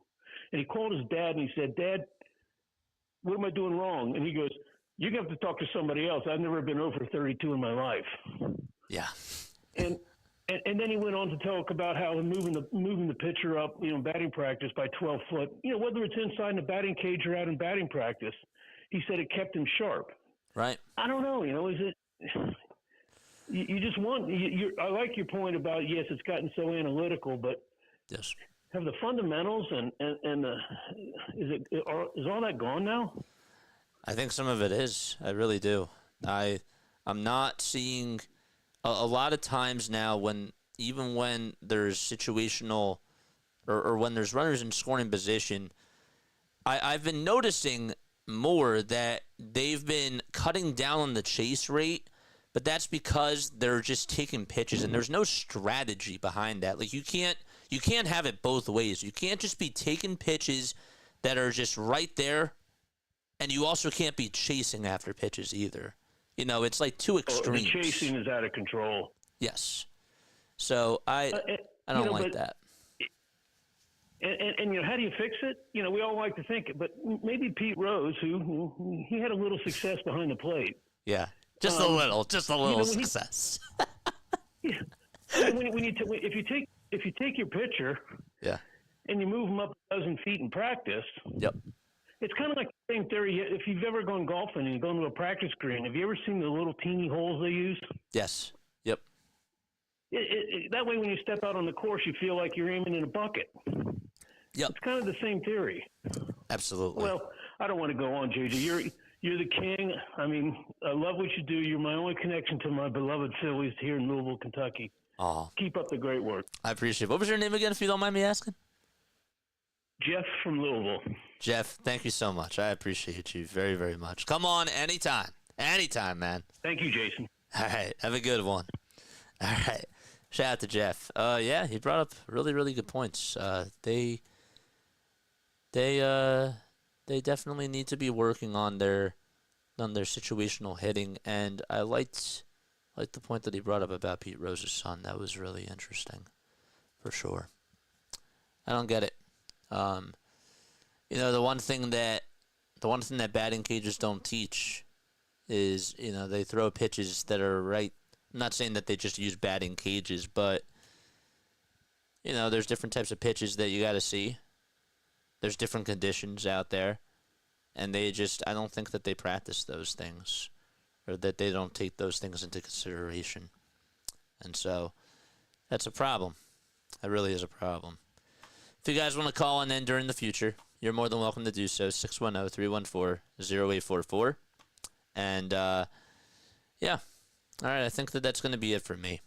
I will see you all tomorrow night. We got Phillies versus Marlins. The redirect that we have tonight is to BW, Orioles Bird Watcher. And, yeah, I hope to see you all very, very soon. Lila Tov, good night. Catch you all on the next one.